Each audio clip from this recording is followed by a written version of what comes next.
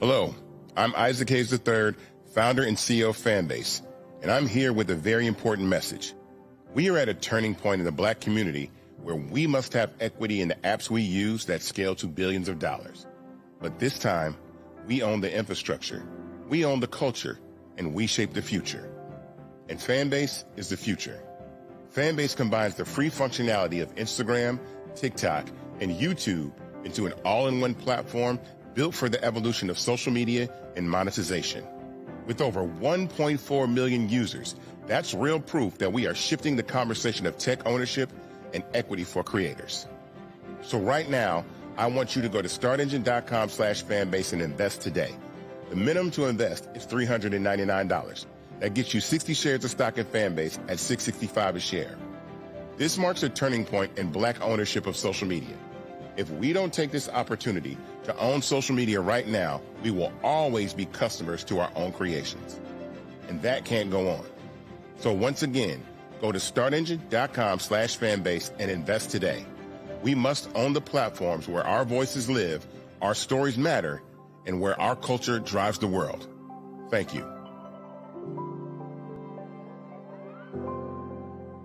Folks, Black Star Network is here. Hold no punches! I'm real revolutionary right now. Support this man, Black Media. He makes sure that our stories are told. Thank you for being the voice of Black America, Roland. Stay black. I love y'all. All momentum we have now, we have to keep this going. The video looks phenomenal. See, this difference between Black Star Network and Black-owned media and something like CNN. You can't be Black-owned media and be scared. It's time to be smart. Bring your eyeballs home. You dig?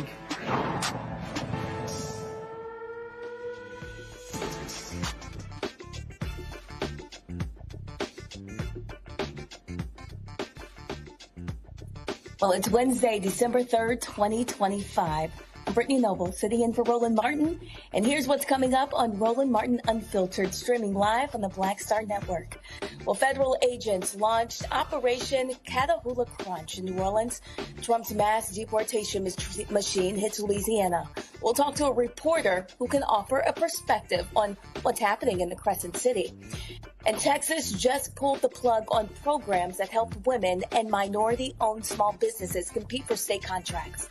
The unemployment rate for Black women is at its highest in 4 years. We'll talk to the NAACP's vice chair about how the job losses are a direct result of the Trump's racist policy decisions that have rolled back years of progress.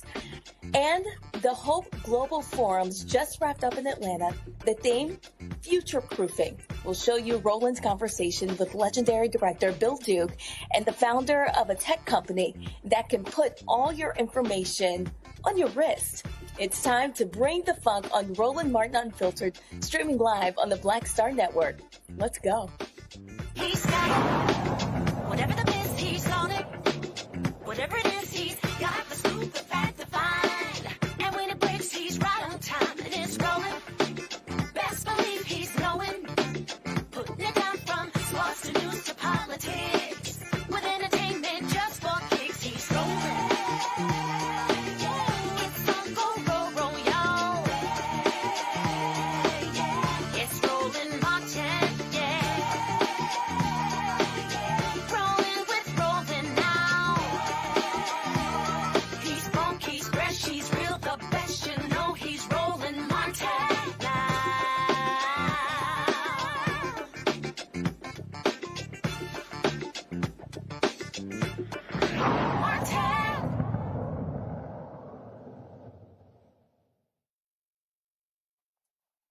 Federal agents have made their first arrest in a large-scale immigration crackdown in and around New Orleans, making Louisiana the latest target of the twice impeached and criminally convicted felon-in-chief Donald the Con Trump's mass deportation agenda. The Department of Homeland Security says Operation Catahoula Crunch will send roughly 250 Border Patrol agents into southeast Louisiana and parts of Mississippi to arrest about 5,000 people over the coming months. New Orleans was previously labeled a sanctuary city by Trump's Justice Department. The city's jail and police department generally do not assist ICE. The state's Republican-led legislature passed laws that threatened local officials and even residents with jail time for hindering federal immigration enforcement. Joining us now is columnist with NOLA.com, Will Sutton, to discuss Operation Catahoula Crunch. Thank you so much for joining us, Will. Thank you, Brittany. Happy to be with you. Thank you. Tell us a little bit about what you're seeing there on the ground. Well, we've been anticipating this day since mid-November, when we got early reports that we were going to have the National Guard coming in, and then we already have had ICE. There's already the former Camp J is now a ICE detention center at Angola in Louisiana. And then we heard that the Border Patrol would be coming in. Of course, the Border Patrol has an entirely different jurisdiction, but they're making it us within that jurisdiction. I find it quite interesting that they continue to say New Orleans, and that they continue to say until recently Swamp was the part of the name of this operation. And the area that they're focusing on has nothing to do with the swamp. We have bayous around here, but more of that swamp territory is about more than an hour and a half west of Baton Rouge, from here and west of Baton Rouge. And the reason they changed this to Catahoula is our official state dog. And the Catahula is known for rounding up sheep and cattle. And so it's not just a name. They have intentionally chosen this name and changed it from the swamp name to Catahoula to focus on their intent. And a lot of the first arrests that we've found are in Kenner, which is just outside of New Orleans in Jefferson Parish. And some of the video you just showed from NOLA.com, if the audio were playing, you could hear air traffic noise.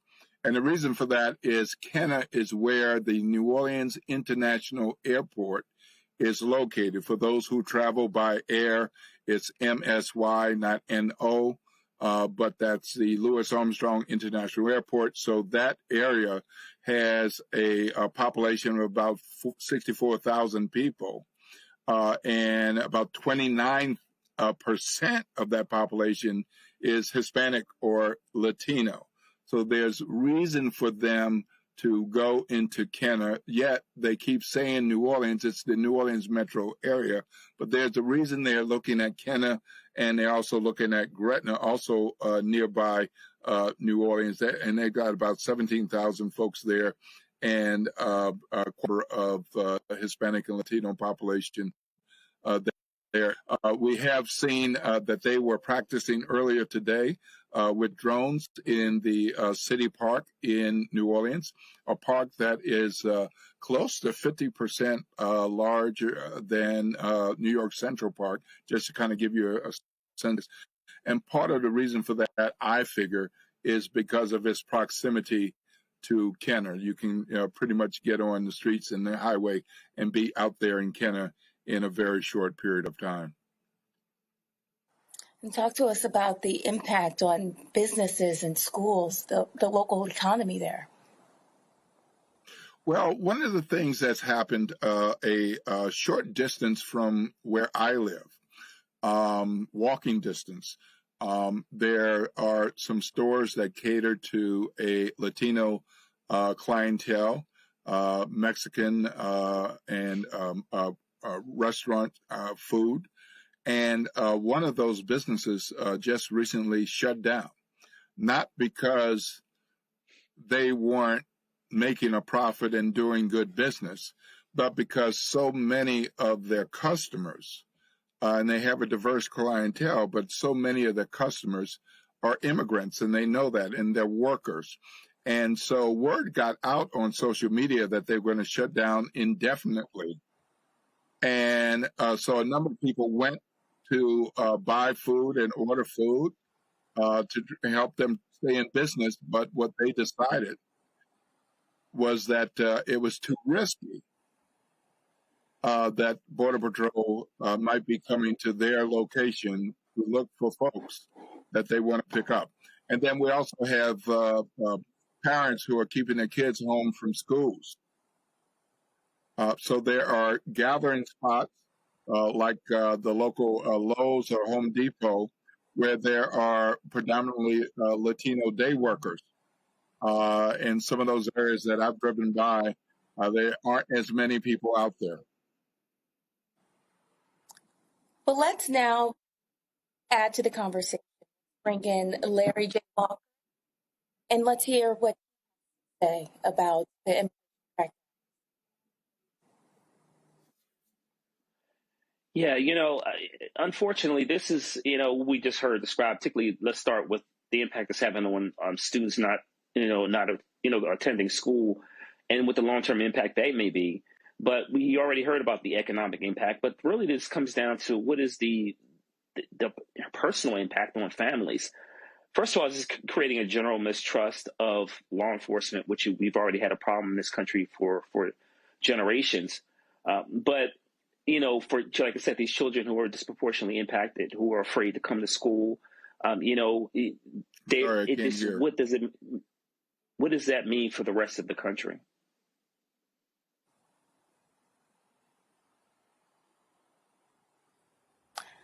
Do you think that federal agents are being completely transparent with the community?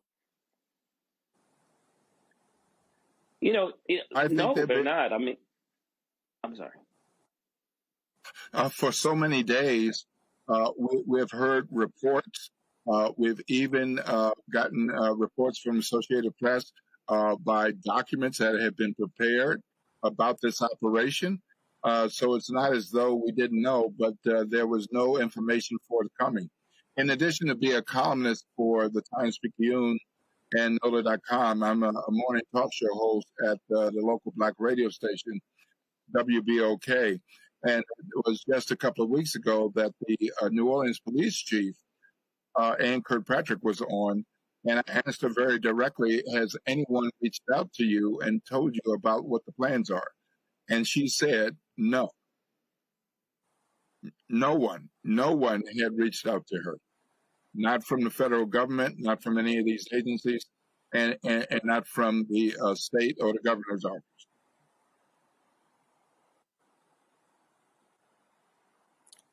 Well, we have much more ahead on the Roland Martin Unfiltered Show. We'll be back right here on the Black Star Network. Stay with us.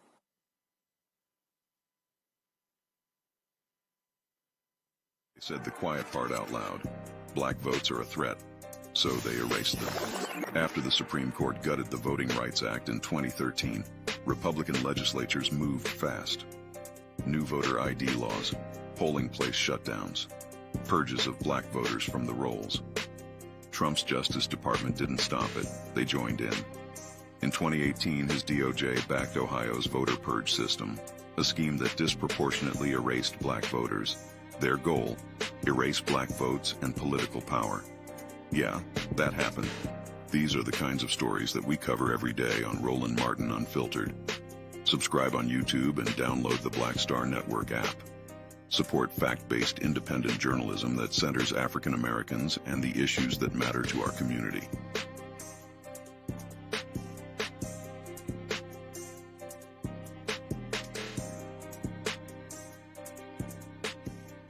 If in this country right now, you have people get up in the morning and the only thing they can think about is how many people they can hurt, and they got the power, that's the time for mourning.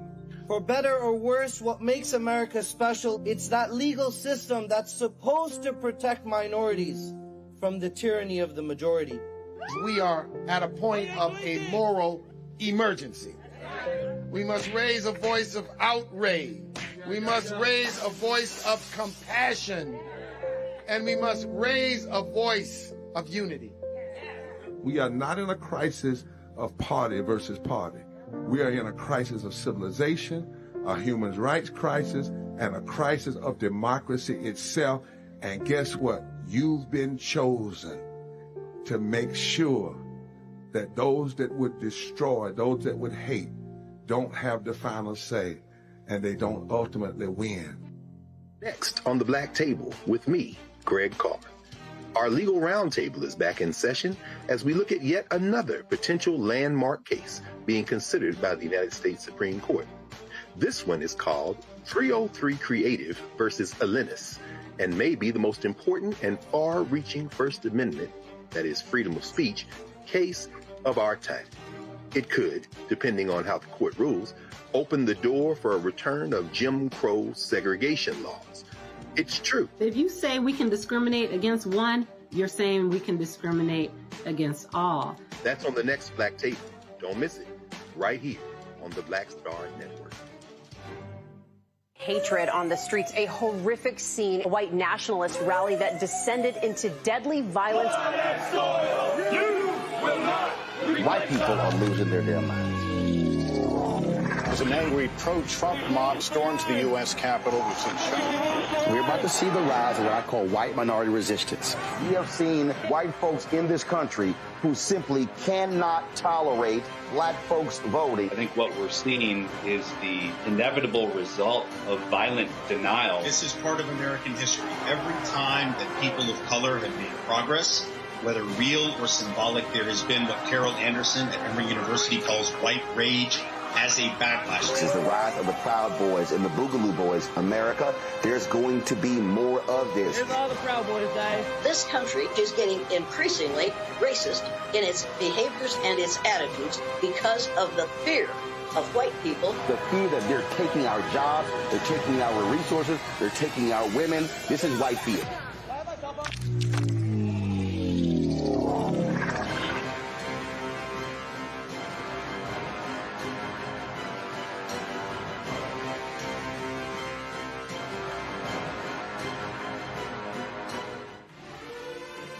Violent white supremacy is, quote, the most persistent and lethal threat in the homeland. The greatest terrorist threat to the homeland is the homegrown violence stream, including hate crime committed on behalf of some kind of white supremacist ideology. They are coming after everything in black America. MAGA and Donald Trump are specifically targeting black America. They are going after the money. Attack Black Lives Matter. Attack critical race theory, attack woke, DEI. MAGA wants to defund black America. This is a perfect example of their desire to completely degrade and de-emphasize black people.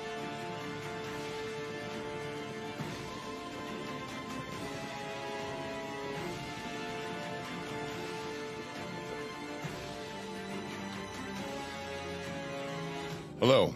I'm Isaac Hayes III, founder and CEO of Fanbase, and I'm here with a very important message. We are at a turning point in the black community where we must have equity in the apps we use that scale to billions of dollars. But this time, we own the infrastructure, we own the culture, and we shape the future. And Fanbase is the future. Fanbase combines the free functionality of Instagram, TikTok, and YouTube into an all-in-one platform built for the evolution of social media and monetization. With over 1.4 million users, that's real proof that we are shifting the conversation of tech ownership and equity for creators. So right now, I want you to go to startengine.com/fanbase and invest today. The minimum to invest is $399. That gets you 60 shares of stock in Fanbase at $665 a share. This marks a turning point in black ownership of social media. If we don't take this opportunity to own social media right now, we will always be customers to our own creations. And that can't go on. So once again, go to startengine.com/fanbase and invest today. We must own the platforms where our voices live, our stories matter, and where our culture drives the world. Thank you. This week on the other side of change. Book bans, anti-intellectualism, and Trump's continued war on wisdom. This is a coordinated backlash to progress. At the end of the day, conservatives realized that they couldn't win a debate on facts. They started using our language against us, right? Remember when we were all woke and the woke movement and all that kind of stuff?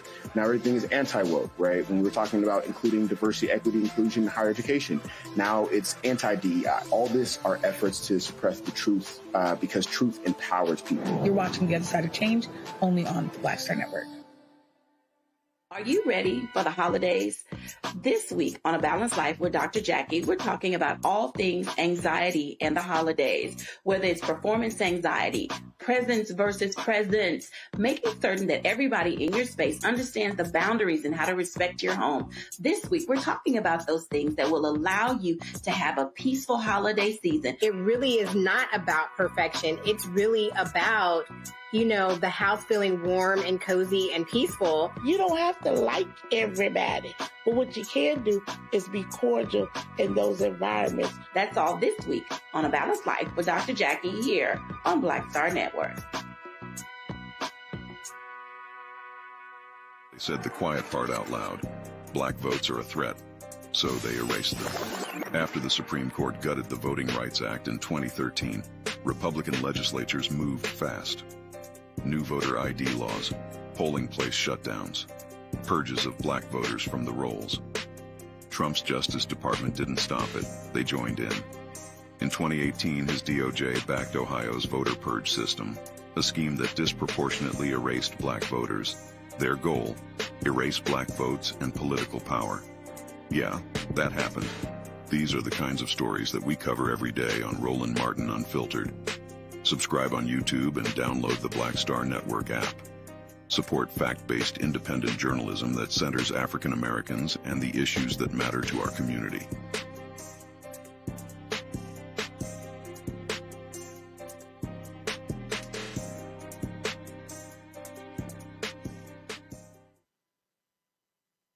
Next on the Black Table with me, Greg Carr. Our legal roundtable is back in session as we look at yet another potential landmark case being considered by the United States Supreme Court. This one is called 303 Creative versus Alennis and may be the most important and far-reaching First Amendment, that is freedom of speech, case of our time. It could, depending on how the court rules, open the door for a return of Jim Crow segregation laws. It's true. If you say we can discriminate against one, you're saying we can discriminate against all. That's on the next Black Table. Don't miss it. Right here on the Black Star Network. Are you ready for the holidays? This week on A Balanced Life with Dr. Jackie, we're talking about all things anxiety and the holidays, whether it's performance anxiety, presence versus presence, making certain that everybody in your space understands the boundaries and how to respect your home. This week, we're talking about those things that will allow you to have a peaceful holiday season. It really is not about perfection. It's really about, you know, the house feeling warm and cozy and peaceful. You don't have to like everybody, but what you can do is be cordial in those environments. That's all this week on A Balanced Life with Dr. Jackie here on Black Star Network.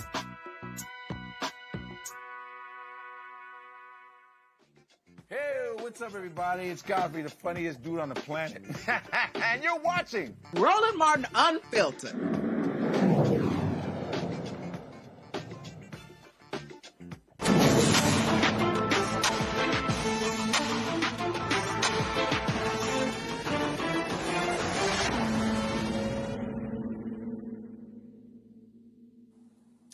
Well, Texas Congresswoman Jasmine Crockett recently laid condemnation of the twice impeached, criminally convicted felon-in-chief Donald Trump's immigration agenda.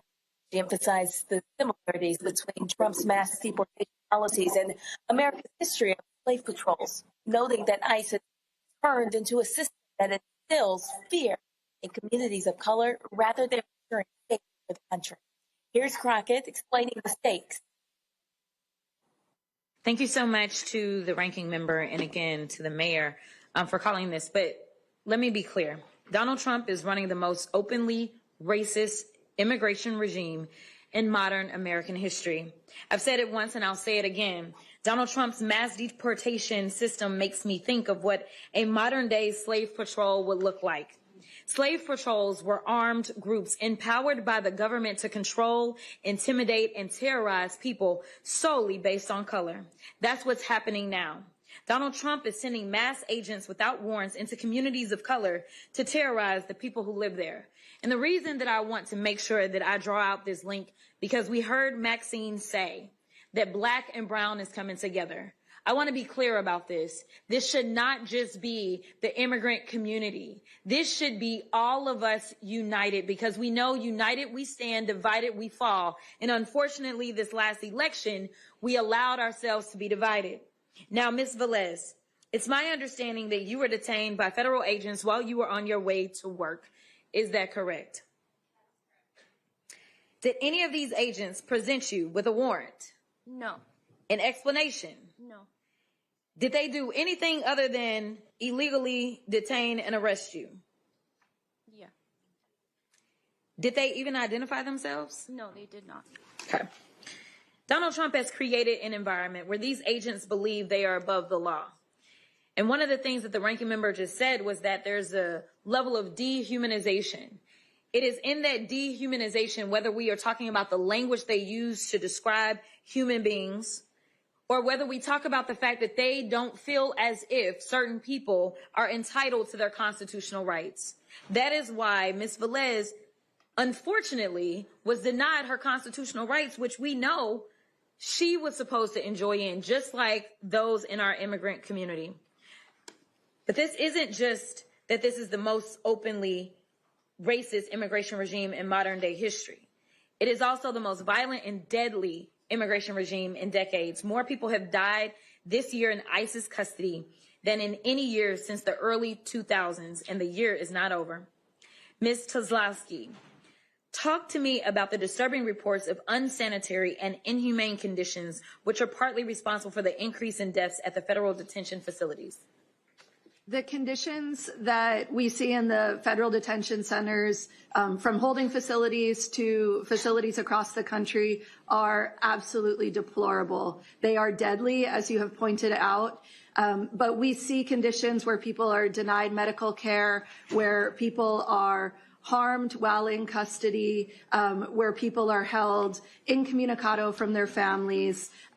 What we are seeing right now are the most horrific conditions, and they are simply designed to get people to give up on their cases. They're intentionally cruel, being kept away from their families. In some cases, we've seen people in the midst of chemotherapy treatments, people on dialysis who are being held in conditions where they don't have access to bathrooms, where they're given rotten food, where they're in places that are so crowded, rooms that are meant for just a dozen people with 60 people in them, that they can't even lay down despite their delicate medical conditions. Thank you so much. Listen, Donald Trump has dehumanized people of color for decades. I want y'all to understand this is who he is. This is an actual feature of what it is to be Donald Trump. Instead of a flaw, he demanded the execution of innocent black boys. He has been sued many times for racial discrimination. He called African nations shithole countries. He said that, quote, immigrants poison the blood of our country. And he's repeatedly refused to denounce white supremacy. In fact, he's hired many white supremacists to work in this administration. And now they're carrying out this racist and violent mass deportation, and it is destroying our country. LA, we stand with you, and we stand with the rest of this country. Thank you so much. Right now, I want to bring back Dr. Larry J. Walker, the associate professor at the University of Central Florida. What are your thoughts about? I need to acknowledge that Congresswoman Crockett is by far one of the most effective Democrats on the Capitol Hill. Every time she speaks about issues relating to this or other topics, she's always really clear and concise in terms of the message she delivers. So in terms of some of the things clear points she had to make is, look, for people who are watching this and, family and friends, either you believe in democracy or you don't. In a country in which people have been, in this case, fairly, unfairly arrested, there is not only in terms of due process, but there's a level of humanity that has to be expected for those who are who find themselves in, part of the prison system, whether it's ICE or arrested for minor offenses. And what we've heard over the last several months, and what you heard Congresswoman Crockett describe, it is not consistent with a democracy. And in fact, I would even argue that, you would find the UN, if they came in and investigated what's some of the conditions in which we've heard described in this conversation and others, is, we would certainly see some UN human rights violations. So as Americans, you have to stand strong and decide if we're going to allow people, regardless of their immigration status, to be treated like human beings, or we're going to turn a blind eye and let these conditions continue to worsen and more people lose their lives. So you feel like these concerns are legitimate? Yeah, I mean, this is inhumane. I mean, we can't constantly allow people to be treated like this. You heard the Congresswoman talk about individuals who are on dialysis or, various other health issues that they can't even sleep, on a cot, and maybe they have to sleep on the floor. We've heard all these conversations over the last couple of months about the food that individuals are receiving.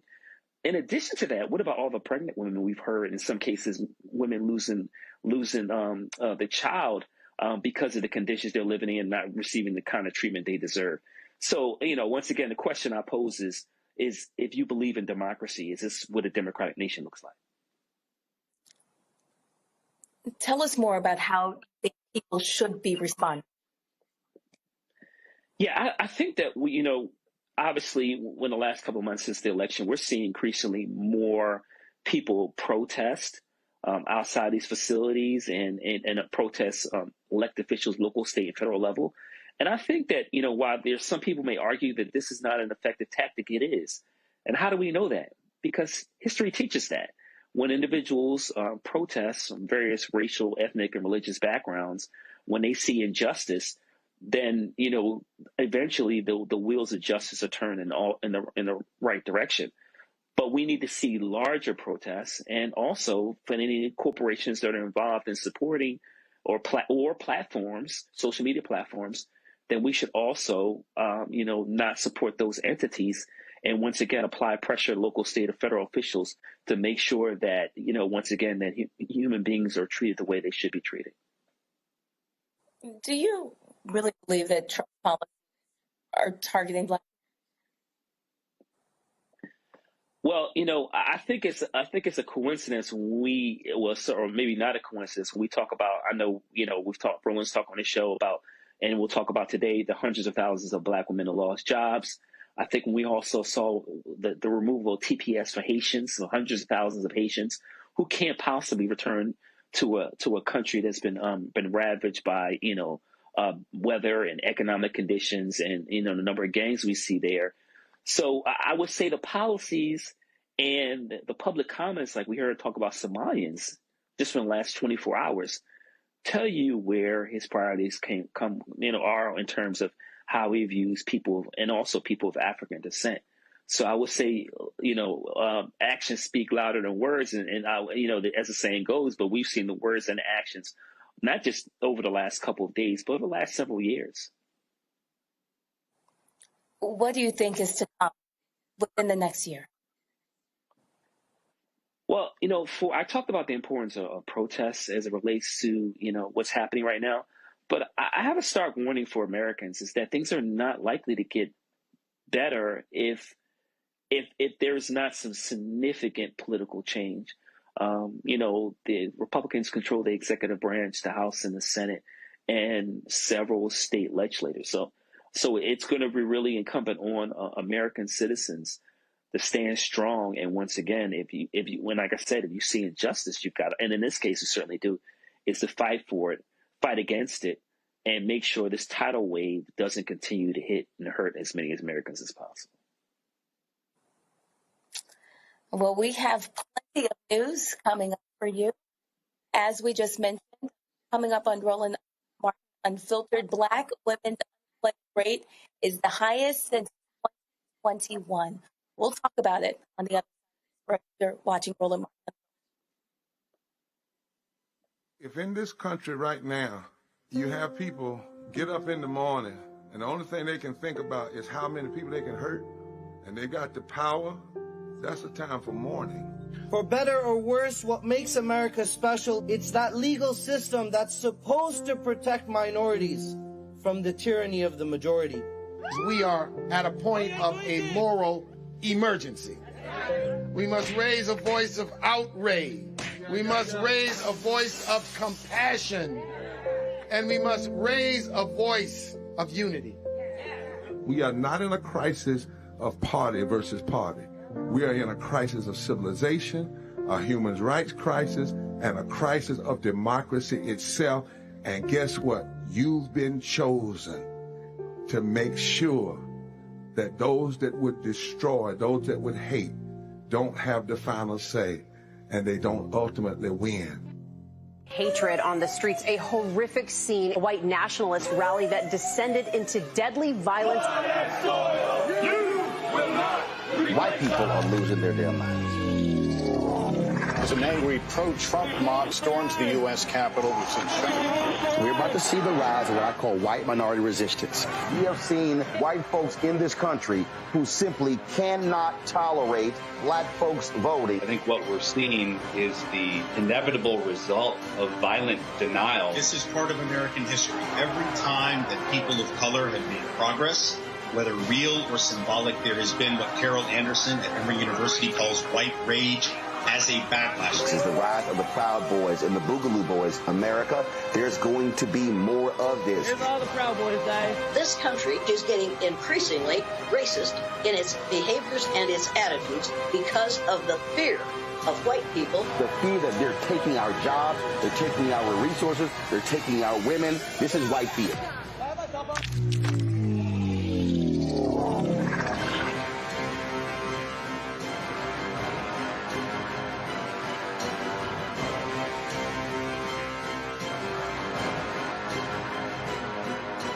Said the quiet part out loud.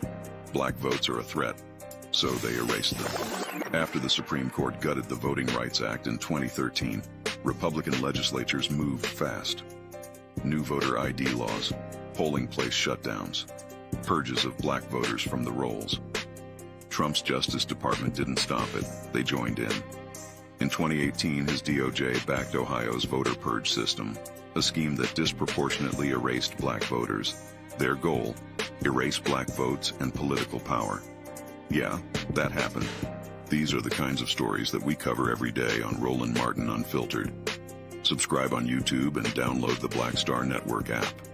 Support fact-based independent journalism that centers African Americans and the issues that matter to our community.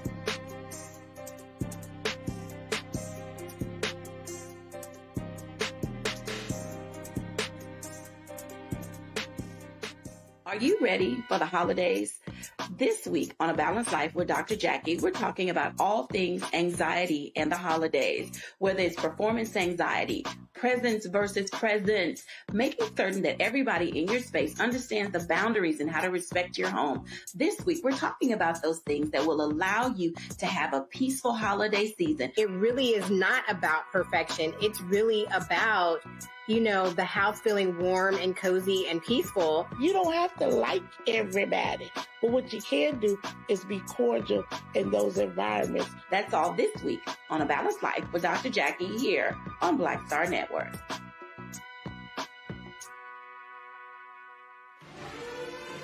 Violent white supremacy is, quote, the most persistent and lethal threat in the homeland. The greatest terrorist threat to the homeland is the homegrown violence stream, including hate crime committed on behalf of some kind of white supremacist ideology. They are coming after everything in black America. MAGA and Donald Trump are specifically targeting black America. They are going after the money.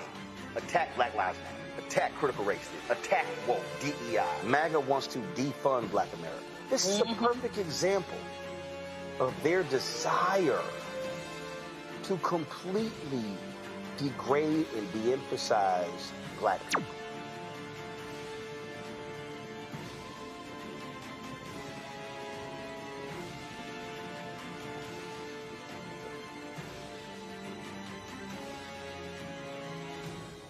Next on the Black Table with me, Greg Carr.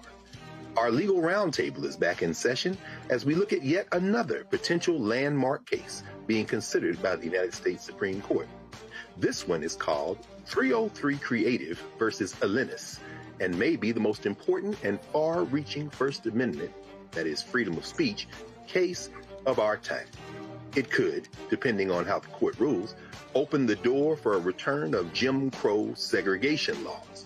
It's true. If you say we can discriminate against one, you're saying we can discriminate against all. That's on the next Black Table. Don't miss it. Right here on the Black Star Network. This week on The Other Side of Change. Book bans, anti-intellectualism, and Trump's continued war on wisdom. This is a coordinated backlash to progress. At the end of the day, conservatives realized that they couldn't win a debate on facts. They started using our language against us, right? Remember when we were all woke and the woke movement and all that kind of stuff? Now everything is anti-woke, right? When we were talking about including diversity, equity, inclusion, and higher education, now it's anti-DEI. All this are efforts to suppress the truth because truth empowers people. You're watching The Other Side of Change only on the Black Star Network. Your boy Earthquake, giving Roland Martin something to do, because he don't know what to do. He's from Texas. Ain't his fault.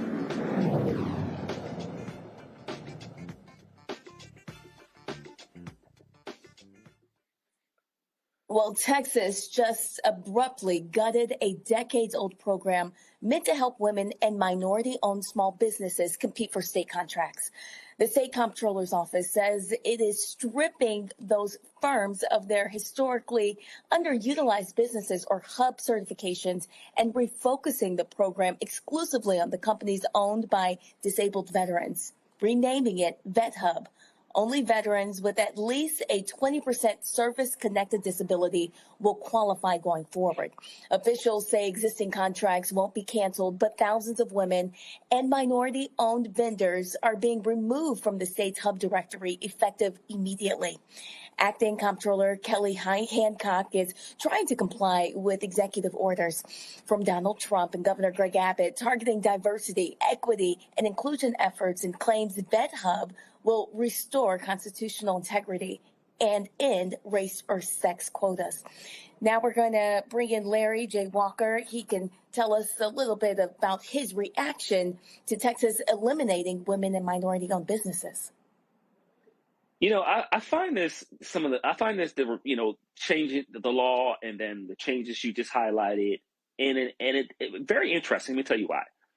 These essentially are DEI policies still in effect. I think a lot of people, when they hear DEI, they think race and gender. But I can tell you, as someone who works in higher education, DEI programs also include veterans. So they're essentially doing this with one arm tied behind their back. So, they said they've gotten rid of these vendors based on gender and race. But for those who are watching, this is still a DEI program. So the question then, you want to ask the question, well, if it's still essentially DEI because veterans are included in that category and they just remove certain protected groups, who are they really trying to help and hurt here? And then they talked about the 20% threshold. You're probably talking about a very small number of individuals. So once again, we talk about, the number of Black women who've lost jobs. We talk about Black unemployment rate in general being over 7%. This is just another example of essentially shooting yourself in the foot. I think that, people who are in the Trump administration in the state of Texas should remember that Black people were play a prominent role in the part of the U.S. economy. So getting rid of these opportunities for these small and moderate sized businesses not only hurts the individuals, but hurts local and state government. And that's really what it comes down to. There's going to be a lingering economic impact and a drag on the economy in the state of Texas. And talk to us more about the impact that you think it could have. I mean, what happens to those businesses that built their entire growth strategy around this hub certification? Yeah, that's a really important question. I think we got to acknowledge that these companies in the past, before this provision was in place, wouldn't even had a chance to get these contracts, which are predominantly white males. So yeah, what is the impact? Yeah, so some of these businesses might go under and because if they had this they were part of this program, maybe they won't have the access they did and they won't have the capital. That means they won't be able to hire more people. That means, like I said, the business could shut. And it also means there's no opportunity for growth. And it doesn't encourage other, minoritized businesses to, start out, be part of this program, and grow. So not only are you hurting these communities that they're focusing on, but also, like I said, it's going to have a tremendous impact on the local, state, and national economy. We'll have to see what the future holds. Thank you, Larry. Roland Martin Unfiltered will be right back, right here on the Black Star Network. Stay with us. This week on the other side of change. Book bans, anti-intellectualism, and Trump's continued war on wisdom. This is a coordinated backlash to progress. At the end of the day, conservatives realized that they couldn't win a debate on facts. They started using our language against us, right? Remember when we were all woke and the woke movement and all that kind of stuff?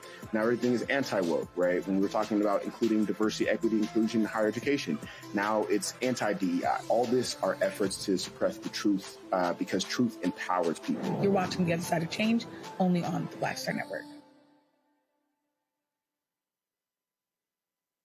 Hello, I'm Bishop T.D. Jakes, and you're watching Roland Martin Unfiltered.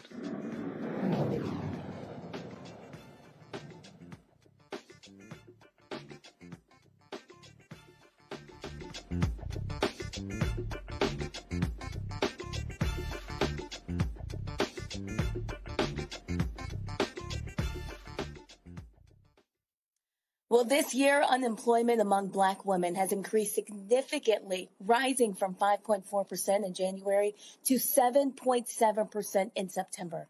In April alone, over 106,000 Black women lost their jobs. The disparity in unemployment rates between Black women and other groups is widening faster than it has since 2020. The NAACP asserts that this trend is not merely a result of bad luck or market forces.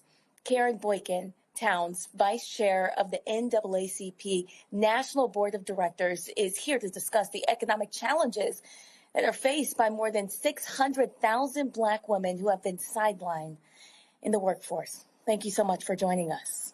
Hi, thank you so much for having me. Yes, thank you. Tell us a little bit about what you're noticing. Well, I mean, we have a crisis on our hands, and it really is one that Congresswoman Ayanna Pressley has been sounding the alarm, but it really requires us to ensure that we are aware and that we are really looking to determine, what can we do? Because quite frankly, I don't know about you, but I have a number of friends who have been impacted, and it's not because they have done a bad job. It's not because they have decided to leave. It seems like it's a systemic disinvestment where they are being impacted due to nothing that they have done other than a lack of being undervalued. And just the times that we have found ourselves in where we have policies that are going against the progress that we've made, where we've had government shutdowns and, massive layoffs, and where corporations have walked away from commitments that they have made. And so here we find ourselves, but at the same time, we know that we must band together and find ways to continue to press on despite just the continued avalanche of issues that, want to overtake us. This topic hits home for me because I was one of the 600,000 Black women. I found myself without a job in September, and I've seen other journalists, Black women, that have lost their jobs too. Can you tell us if you're seeing any trends in the industries? Which industries are pushing Black women out at the highest rates? Well, I think it's important to note the industries where Black women are overrepresented, where we're finding and seeing some of this. We're talking about retail, we're talking about health, we're talking about the federal government. These are industries where we are over-indexed and where there are and I should also mention not-for-profits, those organizations that have been getting government contracts that have been impacted. And so that is where we're finding a lot of the loss. And what we know is that Black women in particular are paid less than others, 71 cents on the dollar. And then when they are impacted with losing their jobs, it's not just about the income that's lost. It's about the generational wealth that gets impacted. It's about the unemployment gap being increased. And we know that with Black women, it's not just us as individuals, it's our families, it's our community. And we must also realize that, it hits our dignity. It hits your confidence. I mean, this is really serious, and we're in a crisis, and the numbers are staggering, as you noted. Let's bring in Larry. Let's add him to the conversation. What are your thoughts about this?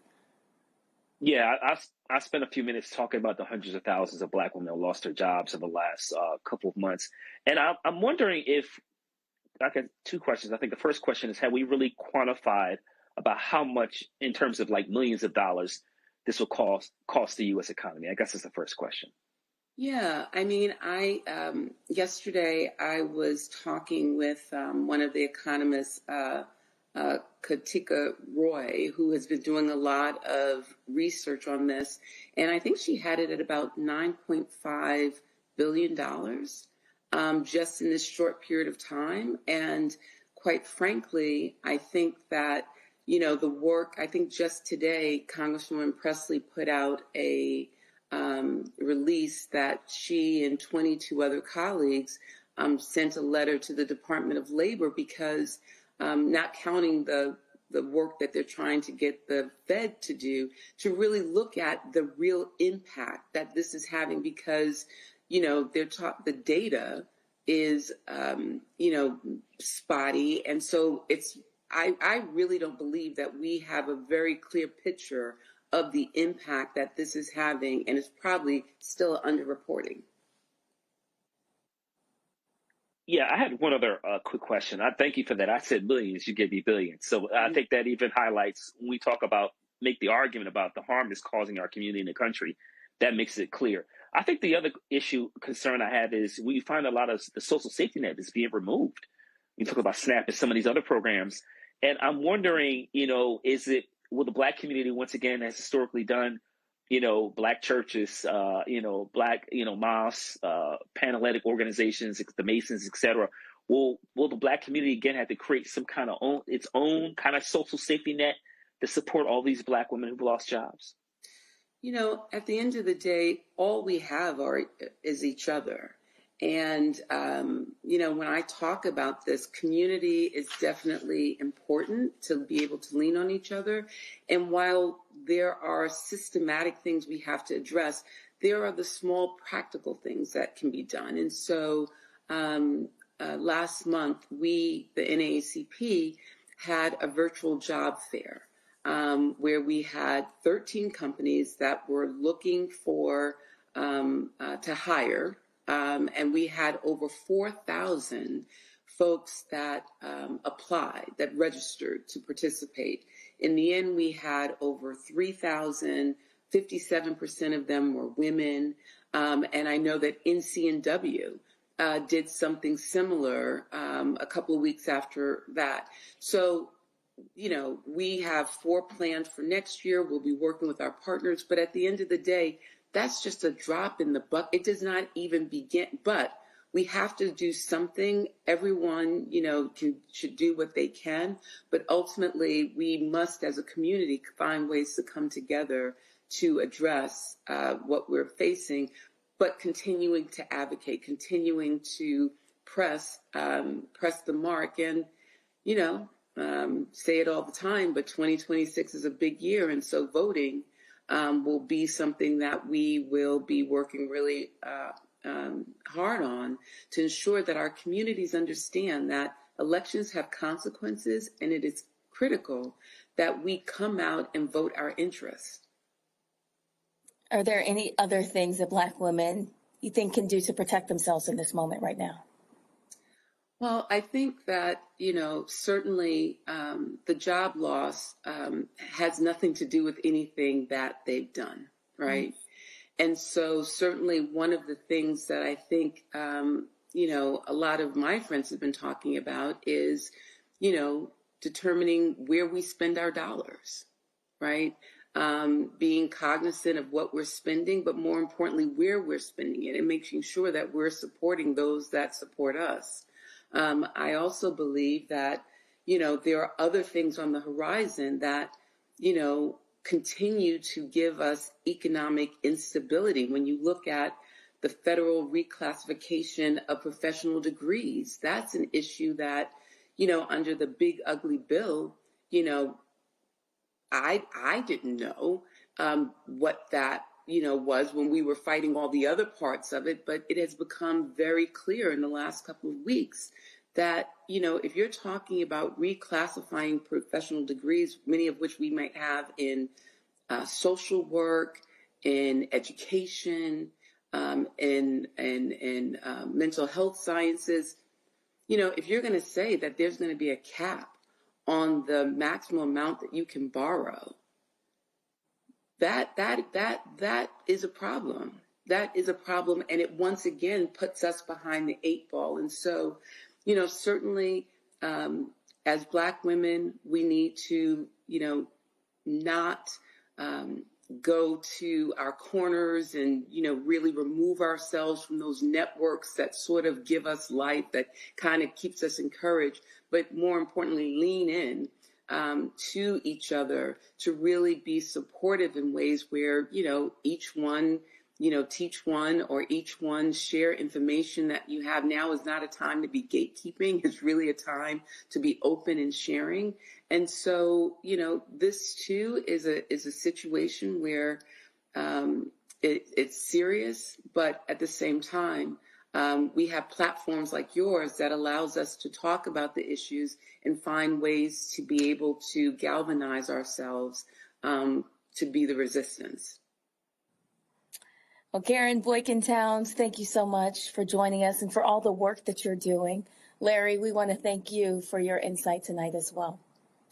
And you are watching Roland Martin Unfiltered on the Black Star Network. We'll be right back. Thank you. Next on the Black Table with me, Greg Carr.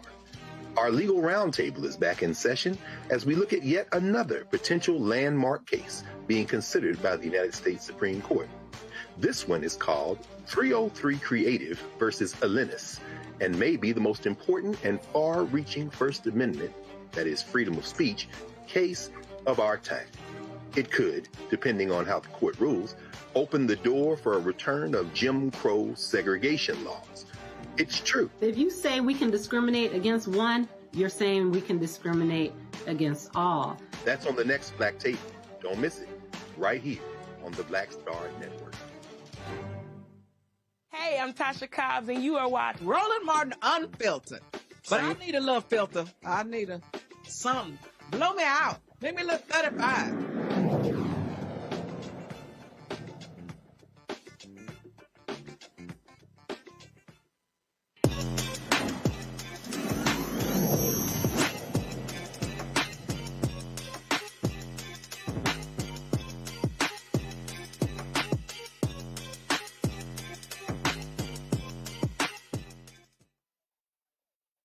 Well, Roland has been in Atlanta at the Hope Global Forums. It's the 11th year of the conference, and attendees will explore the theme future-proofing. Here's Roland talking to the CEO and founder of Push 2.0 Group, a tech company that can put all your information on your wrist.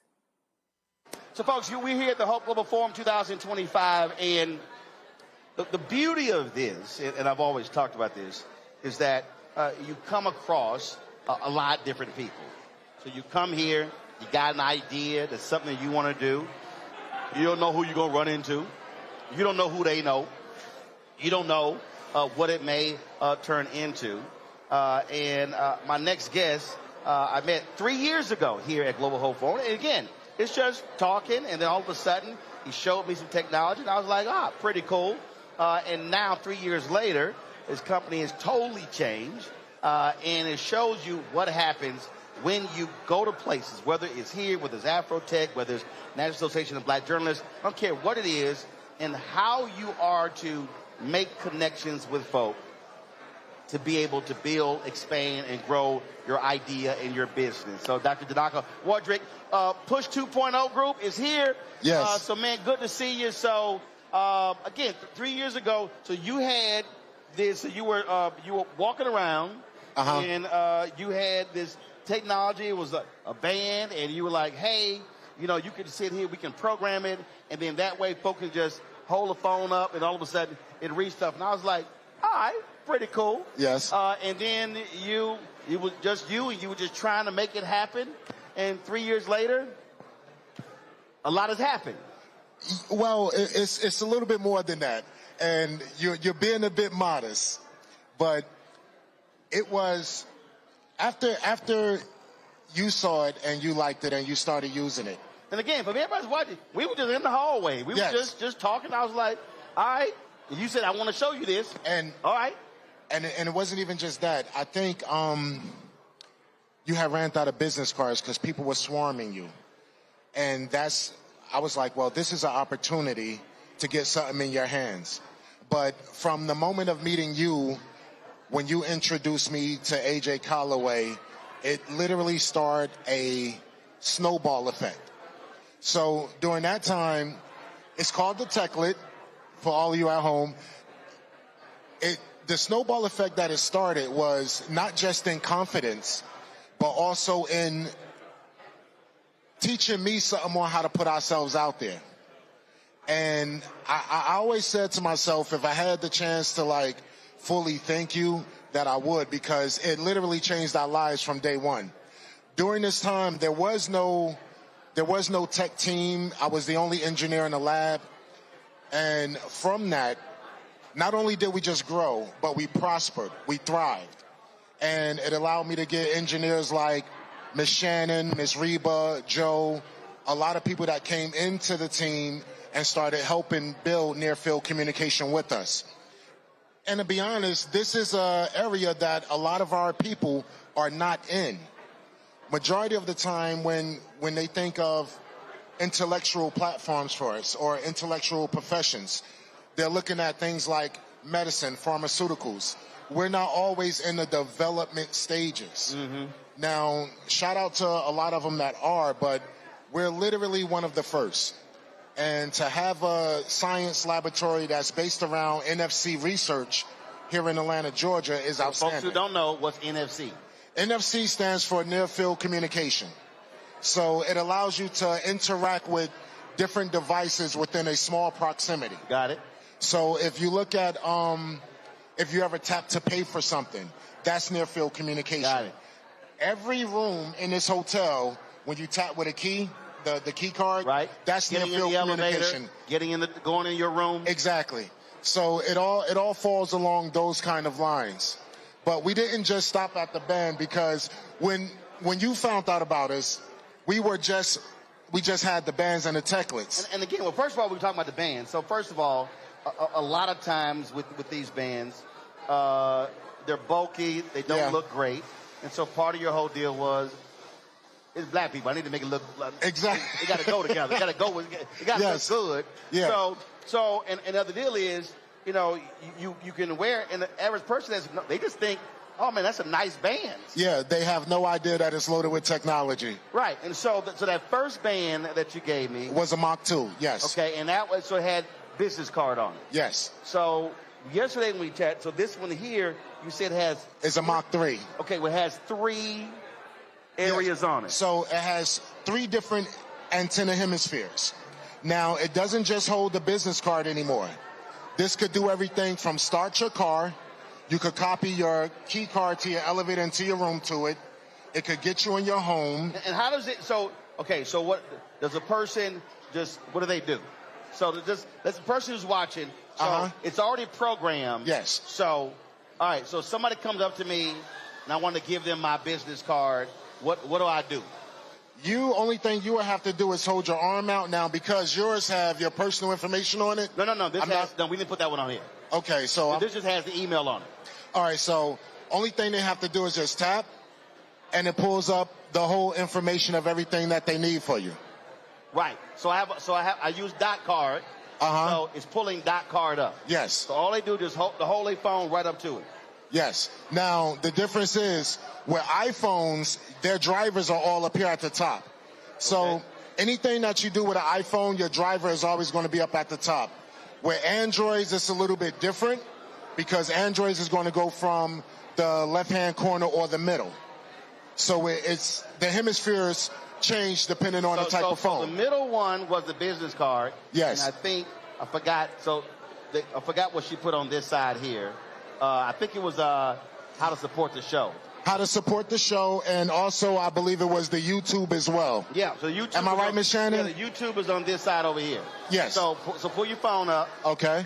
So we're gonna tap on the right side. So on this side, it takes them directly to the YouTube. Right to the YouTube channel. Yeah, allowing them to subscribe. Give me a shot, Henry. Right, Henry, you got that? So you tap. You, with your phone, you just tapped on that side of this wrist. Yes. And it automatically took to my YouTube channel. Exactly. So if somebody comes up to me and they're like, hey, I want to subscribe to your show. Very easily. But now this is the thing. When we think about something like that, someone like you who comes across millions of people a year, you don't come across 5,000, 10,000 people. You come across millions. Even here, you're coming across close to 20,000 people just here. Right. But the way it converts into something financial is outstanding. So when I first developed it, it wasn't an idea of building a business. When I first built it, I built it for myself. And the algorithm was written on a piece of plywood pulled out of the wall. This is it was on Whitehall Forest Court and Boulder Crest, right here in Atlanta. You have that plywood? Yes. We still. Nah, we ain't framing. You know what? I actually have it sitting inside of storage. No, you got to frame that, bro. I know. You got to frame that. But you got to put that in a frame. It's a big piece of plywood. It's a big ass frame. They make big ass frames. Yeah. Okay. I never thought about framing it because honestly I wouldn't know how do you frame a piece of plywood? No. Trust me, people who do this, you can take it to Hobby Lobby. They frame all kind of stuff. Because if that's the origin of your business, yes, dude, you need to frame that. So this is where it took an amazing turn at. After you introduced me to AJ, because he was here, yes, and I was like, hey, check this out. He was here with Miss Basketball at the time, Christina Granville. Yes, and he followed me, but then he popped up at the Russell Center where I was at, teaching a workshop. And while he was coming to pick one up, Donald Beamer, the senior technology advisor to the Mayor Andre Dickens, was literally just standing in the corner. And when he saw, he said, well, what was that AJ had on his wrist? And I was like, what, the tech? He was like, yeah. Where's your lab at? Let me give you a call. And next thing you know, he shows up at the lab. He spends a whole day with us. And they started using, I don't know if I could talk about on camera what they're using it for, because that's their business, but they started using it for some pretty interesting of Atlanta. Using it for some pretty interesting stuff, which sent us totally into the stratosphere. And now that they're seeing us in this space, I would say we created some pretty cool stuff, but in retrospect to it, with things that Atlanta go through with having food deserts and stuff like that, it allowed us to create other technology to benefit the city. So you took that initial idea and said, how more can we do? And then the point we were making here is that it has 3 touch points. And what you were saying is that with the app, I can change whatever you want. So if it's like, all right, if people say, I want to support your show, like a matter of fact, earlier, a brother said, hey, I want to Zelle your show. Yes. So I can have a program to where, boom. You can have a whole POS system on your wrist. Okay, again, for the person watching, what the hell is a POS? A payment processing system. Point of sale. Point of sale, there you yes. Go. So usually when people see a point of sale system, it's bulky, it's a cash register. It's the square. Yeah. And I gotta go get it. You gotta have it charged, all those kind of things. This, you don't need to charge it. It's waterproof. You can run over it with the car and it's gonna last.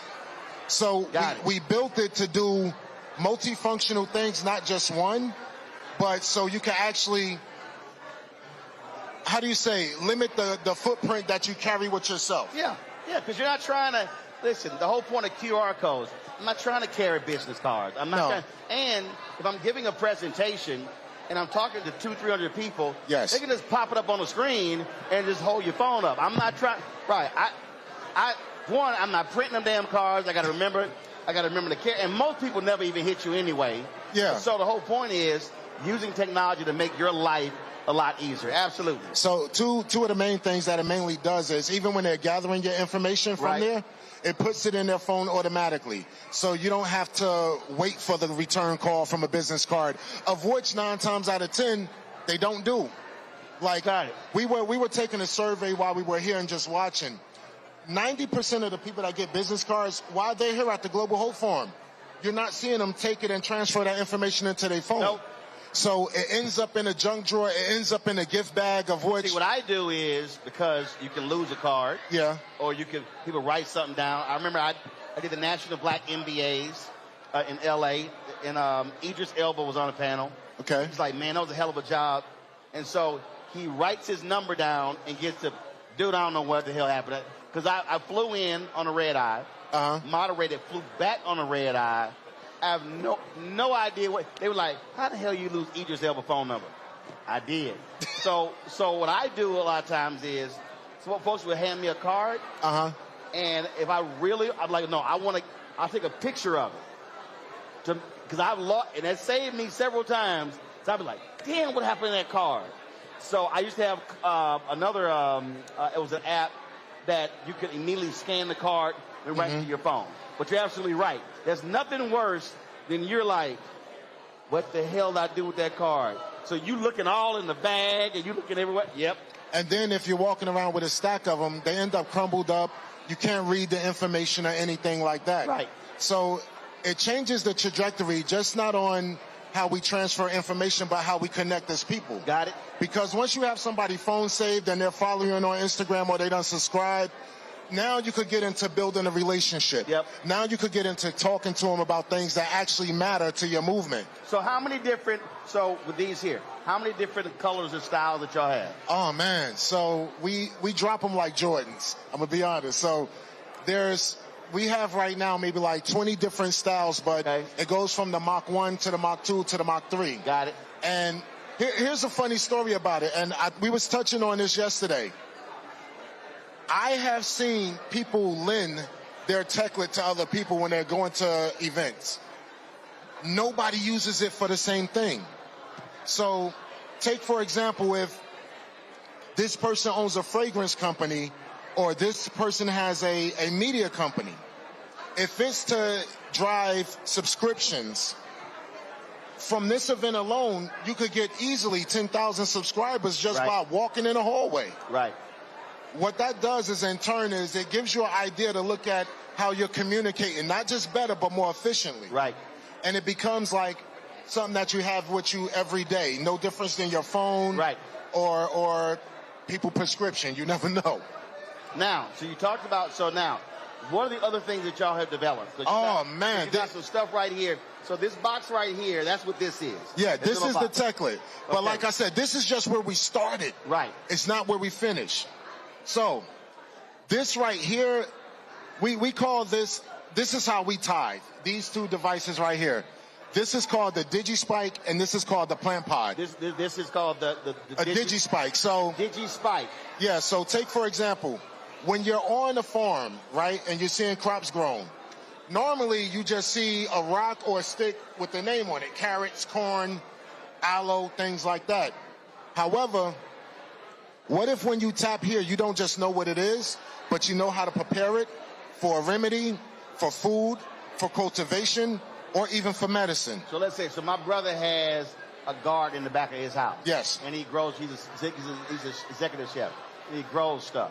So by having this, it's not just that's tomatoes, that's this, that's parsley, that's whatever. That could tell his sous chef what ingredients he used that tomato in and what to use it for. Okay. It allows, not even just for that, even with kids, because the Andrew Young YMCA and the Village at Carver YMCA is currently using our plant technology. All right. the kids get a chance to learn from this as well.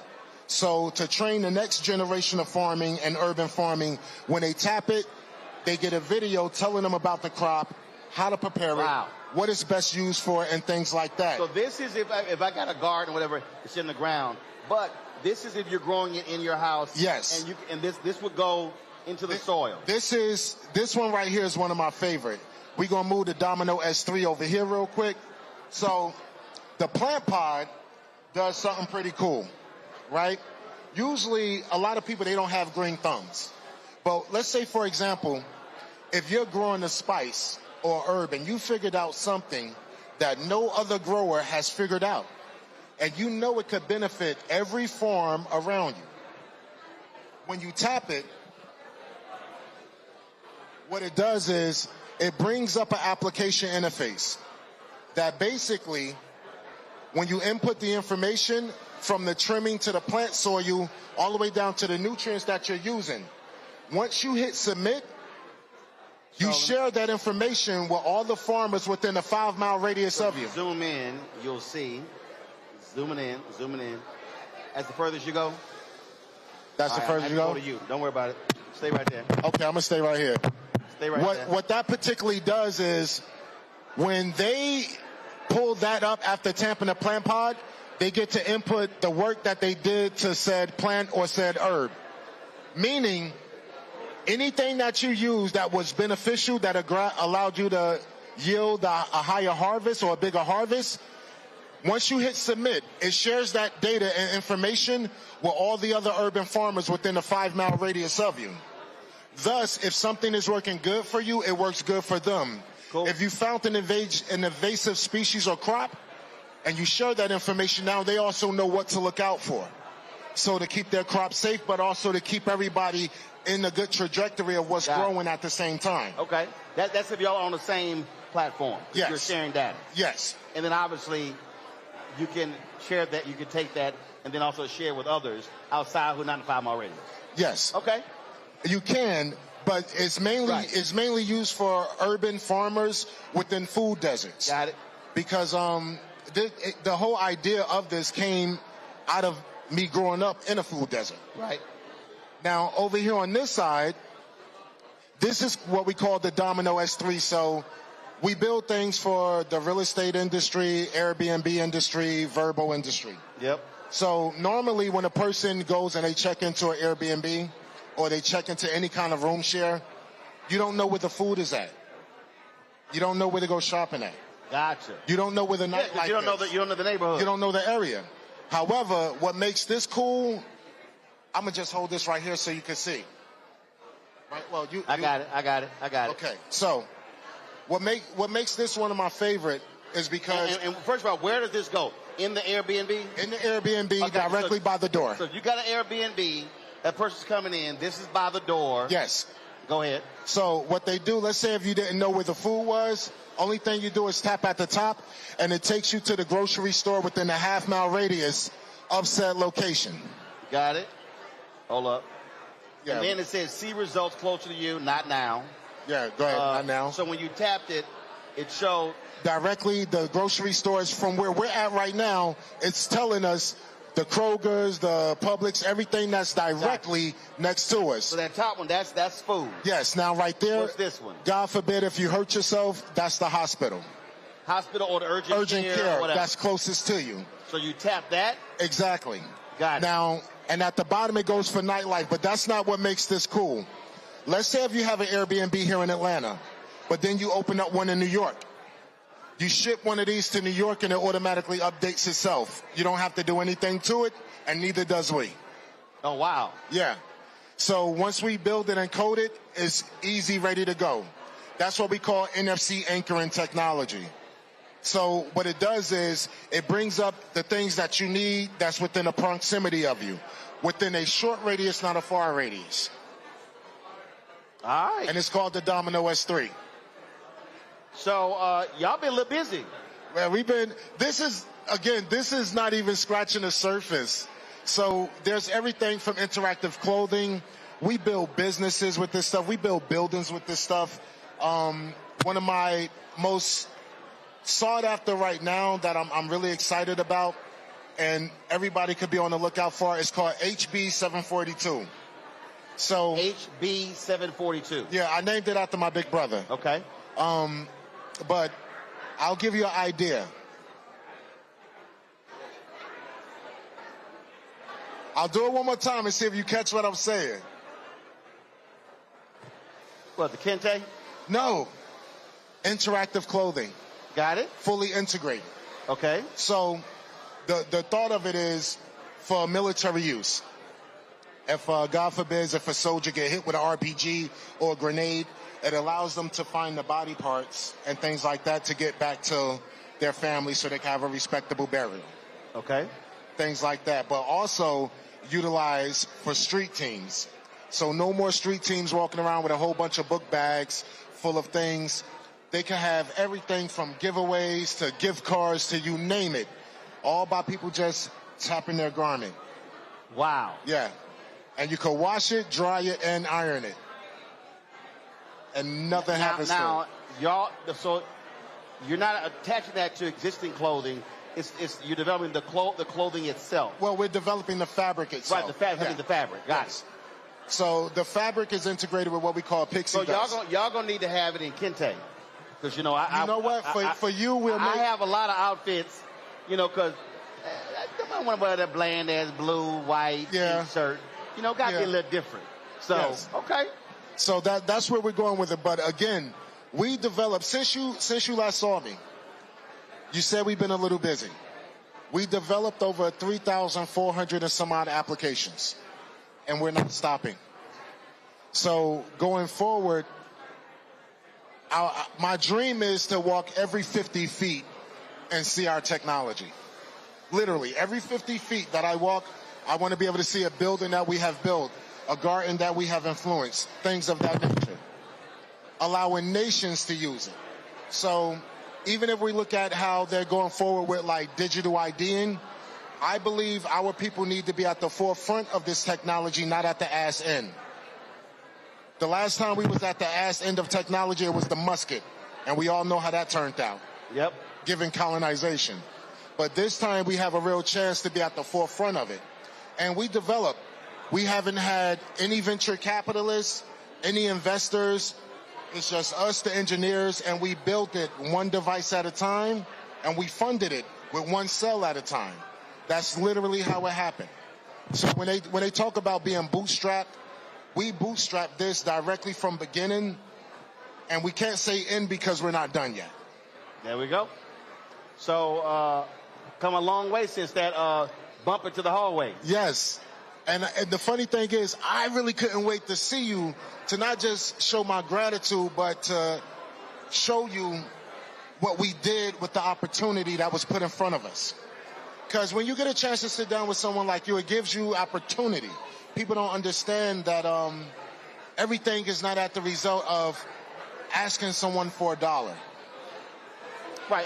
Every connection is not transactional. Exactly. So the thing is, if you pass it to someone else, or hey, check this out, and I tell people this all the time because they fail, it's incumbent upon you to take it further. I tell you like this. This is how it opened the door. We touched on the story earlier, so it's okay. I could just tell it.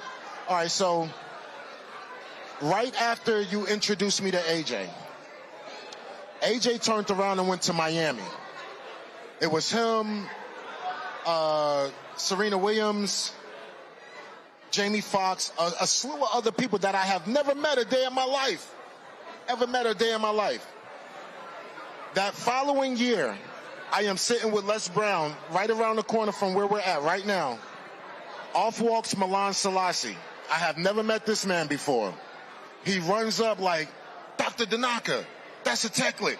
I love your story. And in my head, I'm like, who is this dude? So I leaned over to Les. I was like, is this your man's in him? He looked at me and said, no, but be cool. Just be cool.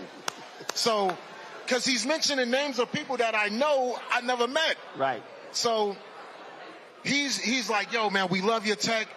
I mean, everybody loves your story. Yada. And I'm like, who is everybody? He's like, yeah. Then he said, AJ. I'm like, hold up. So I pulled out my phone. I started texting AJ. AJ wasn't even here yet. He was like, Doc, I'm about to get on the plane. I'll talk to you later. And just hung up. So I'm like, I don't know if dude was telling the truth, lying, or anything. My fiance, Michelle Rice, said, well, look at his Instagram. So I said, who Instagram? I don't know this dude. He said, no. She says, no. Look at AJ's Instagram. So I goes on AJ's Instagram, and lo and behold, this was December 9th, 2004. I remember the dates like it was yesterday. December 10th is when AJ got here, but on December 9th, I looked on AJ's reels, and Milan Selassie, AJ, Serena Williams, Jamie Foxx, Pharrell, all of them are on the beach like this. And I'm like, oh my God, look here, brother, give me a minute, because I had to take it all in. When all of them had the technically. AJ put my name in rooms with people that are not just powerful and what we consider black excellence, but those situations ended up somebody said something to someone from Pharrell's camp, right? I end up getting put in Black Ambition. He has like a tech competition for up and coming startups. And then turns around, as I showed you the email yesterday, I end up as one of the finalists. So when I say mind blowing, it just was like, boom. And I was like, if I ever get, I said at first, I don't know if you wanted to hear this long ass story, but I was like, I got to tell it to him step for step on how it happened. Because when people ask me, and I'm like, look, you ever heard the expression, you wouldn't believe me if I told you? I am literally living that. So I literally just stopped telling the story. They'd be like, how you end up in Black Ambition? Well, if I told you, you're not going to believe me. So I'm going to just take the congratulations and I'm going to keep it on moving. Because to be honest, I don't even have to win. Just by being in the finals did so much. Did so much. And I give all the glory to God. I don't keep none of that for myself. I give all the glory to God. Because you guys paved the way that I couldn't have paved or laid the asphalt down for myself. So I put it God, myself, then y'all. The life that you spoke into me, I'll never forget what you said to me. You said, if a person can open the door, they'll do it right then and there. When you did it right then and there, you was like, no, take out your camera, take some footage. And I was messing with it trying to get the selfie right. You said, man, give me your phone.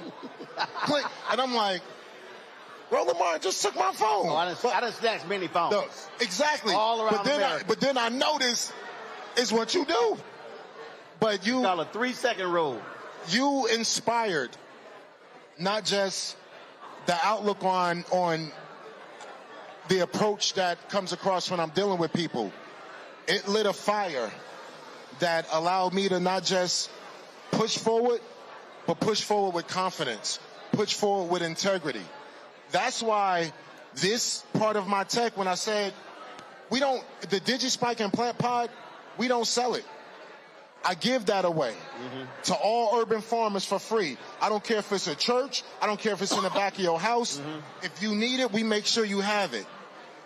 Because I know a lot of people believe in tithing, right? And I'm not even religious. I'm being honest with you. I am not a religious man. I got you. I'm a God-fearing man, but I'm not a religious man, so I ain't going to sit up here in front like I am. But I do believe that with my talent, it's my responsibility that 10% of who I am has to go back to God. This is my 10%. Now, mind you, we've been approached by everybody to sell this stuff. And they want us to sell it. So even some of the engineers in the lab, they want us to sell it. No, I would not sell that. That I'm gifting. So you got a garden in the back of your house? Oh, hell no. What? My brother does. Then we're going to send your brother some DigiSpikes and Plant Pods. I ain't got time to try to grow and stuff. But we're going to send him some. Yeah, he has one and my sister has one. And they posting the family photos. They growing all their stuff. I said, y'all. After that meeting that we had, a few days later, Miss Felidia from the Andrew Young YMCA. Andrew Young, that's on the wall right around here. They have a YMCA named after them. They reached out to me and was like, look, we heard about some of the agricultural technology that you're working on. I presented it at the state capitol. Not only did they wanted it for the kids. Man, I went out there so fast, did the installation, walked around the whole campus of it, seeing how they was growing and how they using it and how they interacting with the kids. And that, I took that as God speaking to me that this is the purpose. All of this other stuff that we sell is cool, fine, but this is the purpose. Right. Because it can actually get rid of food deserts. There you go. Especially if they know what they're doing in the garden. Now, mind you, a lot of the farmers that we see now are what, in their 50s, 60s, 70s. We have a responsibility to train the next generation. No difference than what they're doing in media with having STEM schools and stuff like that. This is for them as well. Well, man, it's a hell of a lot, and here's what I'll say is, I say to anyone, never limit the vision. Nah, I won't. And I appreciate that. You speak life into me. I appreciate it. Yeah. Congratulations. Thank you. You know what? I'm not going to take that congratulations yet until we're done.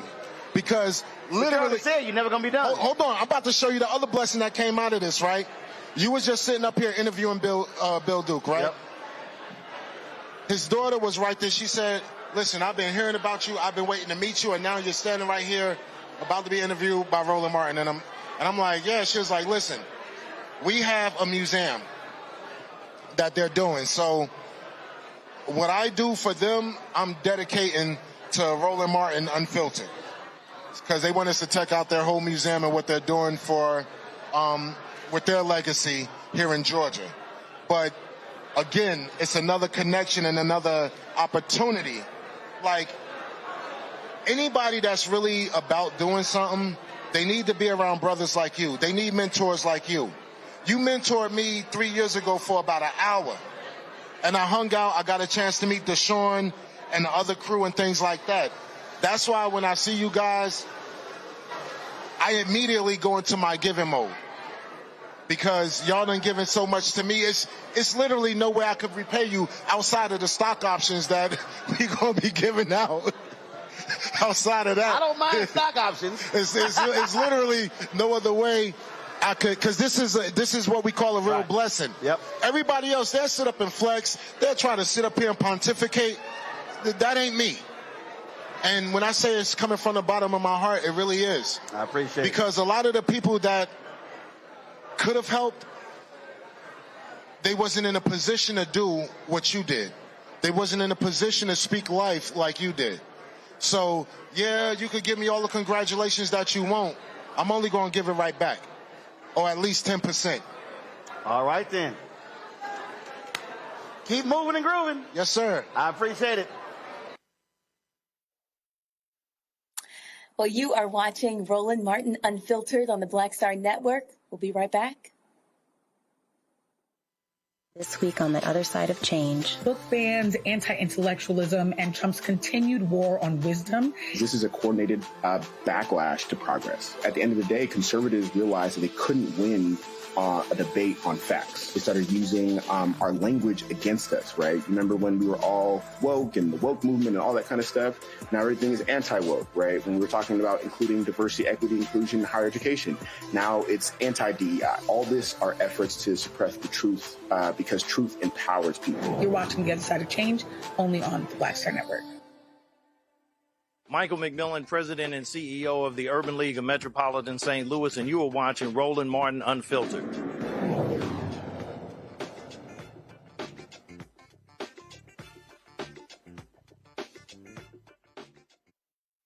While Roland was at this year's Global Hope Forums, he caught up with legendary actor and director Bill Duke, who explained what he learned from other directors, shared his thoughts about artificial intelligence, and what he's working on now. Bill, what's happening, man? Hey, man, trying to be like you when I grow up. You the king of the tracksuit. You gonna be comfortable, casual, chill.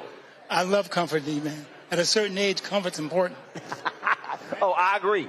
That's why, look, when I got dressed, I'm like, no, we're gonna keep it real simple. That's beautiful. Yes, sir. Beautiful. So what's been going on? You got lots happening. Hollywood Walk of Fame. Folk acknowledging your brilliance. I really appreciate it so much, and it's part of my legacy. So I really feel grateful that it's happening, so positive. We last talked a few years ago, and your book was out. And so, what's you working on now? Documentary? Say it again. So you're working on a doc right now. What are you working on right now? I'm working on several things. You know, the major thing I'm working on is the Red Fox story. The Red Fox story. Oh. Yeah, I'm going to do we're having together a feature film and some other things about, because people don't understand he was a pioneer in so many ways. Right. And he went through a lot. Mm-hmm. And so I want to tell that story for his legacy. You know, the thing that I think is so critically important, there's so many individuals, so many African Americans whose story never been told. I agree. You talking about Red Fox? We could talk about Sam Cooke. I mean, listen. Thank goodness his son led it, but the amazing documentary that was on Dick Gregory, and we could just sort of go on and on. I remember when Harry Belafonte, Mr. B, in his book, he said one reason he said he did it, and then they shot like 800 hours worth of content. They did the documentary, but they've got so much stuff from multiple other documentaries. And he said in his book that he regretted that Marlon Brando never told his story. And he said he wanted to make sure that his story was told, was put down. And I just think that, the ability for us to tell those stories to a whole new audience so they understand who these folks were and what they contributed to society, to Hollywood, to entertainment, that too often has been ignored. Well, there's history. And then his story. Come on now. I say that all the time. There's history and there's his story. His story. And the thing, I was just telling somebody the other day, and see, one of the problems that I have is that a lot of these documentaries are not led by folk who look like us. I know. A lot of the autobiographies are not written by folks who look like us. I agree. And that just sort of just drives me crazy when we have storytellers, when we have people who can do those stories service. I agree, but I think that things are changing in the sense that social media really gives us a platform that did not exist previously. Right. I think although AI has its negative elements, it can be also used for positive. Mm-hmm. And I think that we have to really study that and also prepare our children for the future they're going to face, because I have friends right now who have kids in college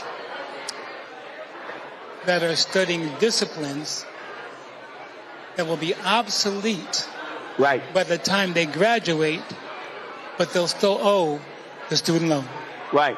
Well, the thing that, how I look at it when we talk about content, what I say is the technology changes, the tools change, but the fundamentals of the craft still remain the same.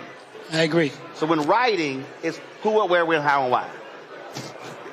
In terms of media, that's just the basics. Now, how you do the story, whether it's newspaper, magazine, whether it's digital, now whether it's how do you utilize video. So what I am constantly saying to folks is, I need you to learn the skill set. I need you to learn lighting, audio. I need you to understand the basics of shooting and everything. And now you can take that and now apply it to, I am, we talked about it before, I am absolutely infatuated with High Flying Bird. Yes. I'm telling you, I'm talking about with my interns, I talk about that movie everywhere, because Soderbergh shot it with 2 iPhone 7s. And when he did the dolly shots, they rolled them around in the wheelchair. Right. And but I've walked people through that. I said, it was a story I read, and he said, look, it would take him 3 hours, lay the tracks down, get that elevator shot, take the tracks up, go the other way. He said, versus Homer just pulled in the wheelchair and went around. That's right. It was 20 minutes. And so the craft of shooting is the same. But it's just saying, okay, now, how can I now do this differently with the technology? And that to me, so that's why when I tell interns, come here, you're fixating on the piece of equipment, but you don't know how to use it. Well, you said something very important. You used the word craft. And that's something that is not happening as much as it should, because in terms of making a film, there's a story arc that has a beginning, middle, and end. And when you're an actor playing a character, that character should have beginning, middle, and end.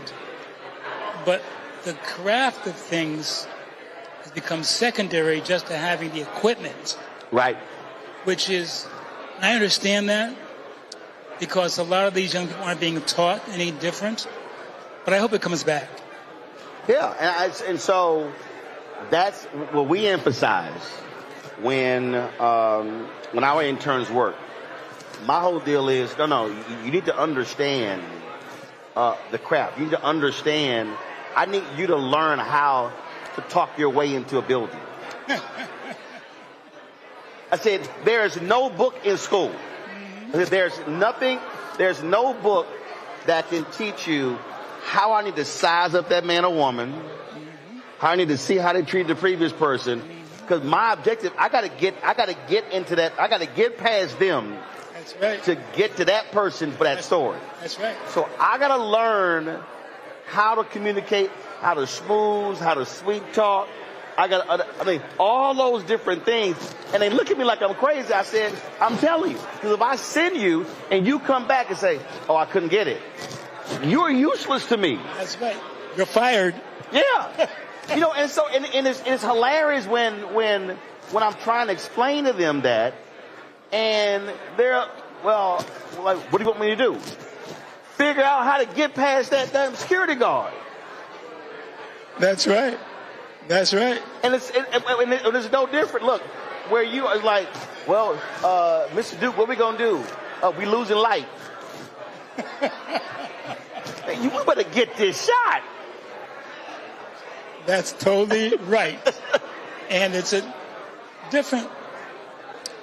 little different these days, but I hope that what you're talking about comes back, because although they were more difficult times, in order for us to succeed, we had to be more skilled. And I hope that skill never goes away. Yep. And we should be teaching it from the time they're kids. You know what I'm saying? Yep. There's a skill. And, okay, we have the cameras and we have the sound, we have the lights, and you have the script. But do I care about anything you're talking about? Right. or even just how you... So we were doing, it was a rally outside the Supreme Court. And with 4K, 6K, 8K, I mean, these days, like, all right, I can put it on a wide shot. Well, in post, we can punch it in. We all good. And I'm like, no, I want it to be shot this way. And so the guy was on camera. So then when I got on camera, I took the shot in. I wanted a really tight shot. Because I like, for me, when I shoot, first of all, when I shoot, I want to look through the viewfinder, and I want to feel, it's like I'm in tune with that person. And so I want a really tight shot, because I want to, when they're talking and it's a rally and they're really packed, I want to feel that. Yes. I can't feel that with this wide shot. So I'm moving in, and so the director was back in the control room. She was like, camera, what are you doing? What are you doing? Well, since I own it, I wasn't listening to her. So, but I explained to her after, I said, I need you to understand what I was trying to do. I didn't want that same shot. I said, I wanted a tighter shot, so I wanted to feel the emotion of what that person was saying. Yes. And but again, if you just set it up and like, well, here's just, hit a wide shot, we good, and no. And so you have to learn, to me, you have to learn those things, and whether it's video, whether it's news, whether it's filmmaking, and that's just, to me, that has to be hammered home. You're talking about the skill of storytelling. I don't think it's being taught that way anymore. You're taught the equipment, and you're taught, how quickly you can move and the rest of it. But as I said before, do I care about anything you're saying? Do you find that the hardest thing today, when you've worked on these projects, and it's not denigrating a millennial or a Gen Z or Gen Alpha. Unfortunately, it's really how they've had to grow up. What I keep saying is that the greatest failure that I see for those of us in creative side is the inability to think. The inability we're working on something and thinking your way through the problem to get to the solution. When I say, listen, in that moment, you can't YouTube it, you can't Google it. That's right.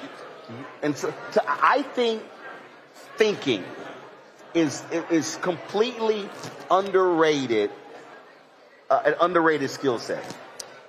I think you're 100% right. Unfortunately, I have friends who have kids in college, and she and I have these debates all the time, but when her son gets a test, he gives it to AI and ChatGPT. I can't do that. That's what he does. And he edits a little bit of what he did, then he turns it in, and he passes. And I'm saying to her, doesn't that bother you? And she said to me, no, as long as he can do his job. Now, for me, it doesn't require critical thinking. As a matter of fact, he's never learned cursive writing. Right. So he can't even sign his own name. I know it makes him look like a dinosaur, but I think it's important to be able to sign your own name. And the generation, they say, what's the big deal? So he can't sign his own name. So, it's, what can I say? Well, I just think that I had a guy earlier, and he was, we were talking about HBCUs, and I know you did work a long time at Howard University Film School. And I said, what I fundamentally believe has to happen is these education centers, whether they're PWI, HBCU, community college, whether they are film school or whatever, you have to have folk who have done it. Yes. Teach. 100%. 100%.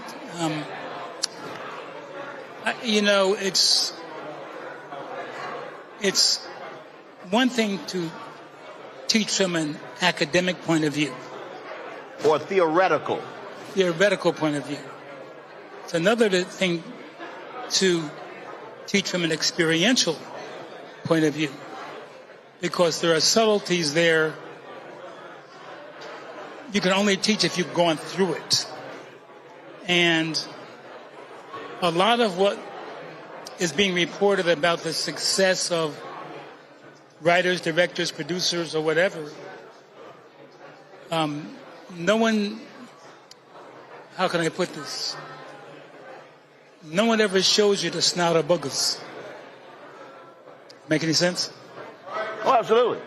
See, I also, and granted, and again, I understand the world that we're living in, the attention span, folk grabbing their phone real quick.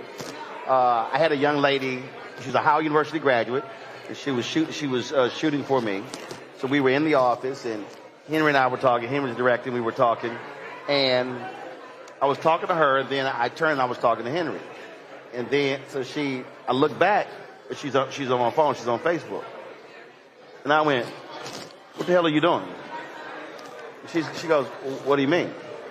She said, you're talking to Henry. I said, I know that. But you should be listening to me talk to him, because you can be learning something while I'm talking to him. I said, what can you tell me that you're looking right now on Facebook that can teach you, that's going to help your ass shoot better? So my nieces were helping me. So I have a studio in my house. And so I had a green screen, but I needed to actually have a large television. So I told them I'd try to help y'all move the 65-inch TV behind me. So we're moving it, and so I'm trying to figure out, okay, how to get it around here. And so we stopped, and I'm sort of thinking through it. And they rush to pick the phones up. And so I walk over, I snatch phones. Like, what the hell y'all doing? They're like, Uncle Roro, what's the problem? I said, I need you to stand here and watch me think. Yes. They were like, why am I going to stand here and watch you think? I said, because you need to understand how I am processing this to think through how to get this done. Yes. And I took the phones. And they was like, I am not understanding why this man, they're like, why are you tripping? I said, because do you understand the amount of learning you can do by watching? Yes. Well, I mean, your career, I'm sure that you worked on stuff and you watched how that director moved and what they did and what. One of my great heroes was Sidney Poitier. And I watched everything he did because he gave me courage. Because, he was brilliant, but he also was conscious.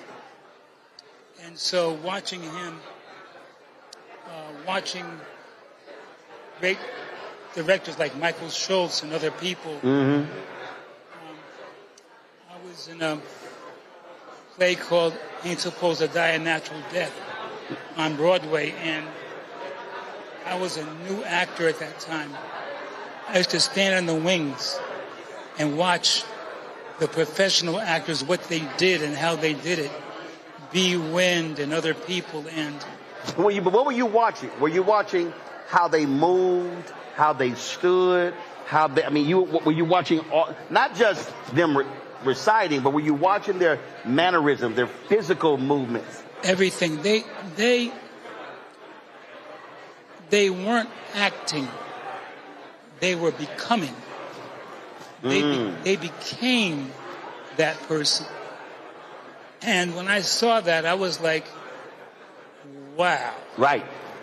And one of them told me one day, and I use this phrase all the time, I said, what is the key? Because I believe everything you're saying.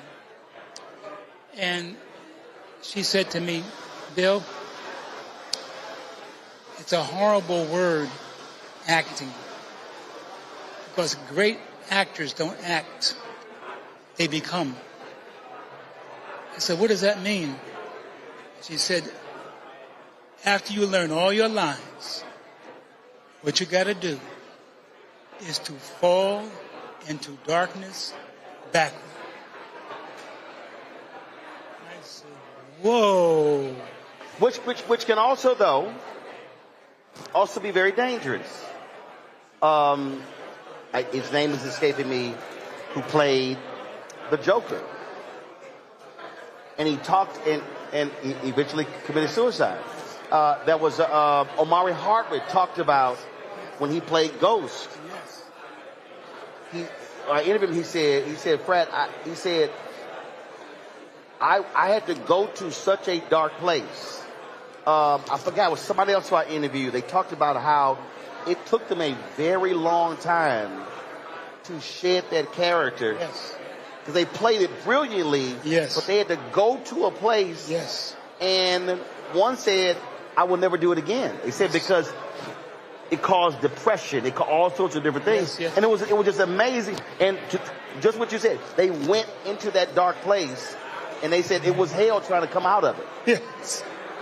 That's why you have to surround yourself with people that truly care about you, and that you come out of doing that character. They give you human comfort, caring, not because of what you can do for them, but because they care about you. Mm-hmm. You got to have those relationships in your life. But then the most important relationship, in my opinion, is the relationship you have with yourself. Mm. Because if you look in that mirror, you don't like what you see, mm-hmm. Nobody else can solve that problem for you. Right. It's called divorce. Yeah. Know what I'm saying? Because with the beauty of the mirror, you're looking at everything. You're not just looking at your face. You're looking at your neck, your arms, your shoulders, your chest, your stomach. You're looking at everything. And then when you start looking more intent, you start seeing stuff that you never pay attention to. That's right. That's exactly right. And it get real scary. It get real scary when you start doing that. But I just fundamentally believe that we're moving to a place. When you mentioned earlier AI and Chat GPT, because a guy asked me, a guy asked me, another woman, she's like, it's gonna transform everything. She says, how much do you use it in your business? I said, very little. And she said, I don't understand. I said, I'm not worried about AI and Chat GPT with what I do. And she said, well, why? I said, because AI is pulling from all kind of other sources. Yes. I said, you don't know on a given day what that story is going to cause me to say and how I feel. Yes. You could try to predict it. Yes. You don't know if I'm going to go hard, if I'm going to go soft. You don't know if I'm going to take righteous indignation here, if I choose to educate here. I said, and I can't tell you. Mm-hmm. I said, I can't tell you until that camera goes live. Exactly right. I said, so that's why I'm not worried. I said, you literally cannot script and try to figure out, oh, this happens, Roland's going to say this and say it this way. I said, no.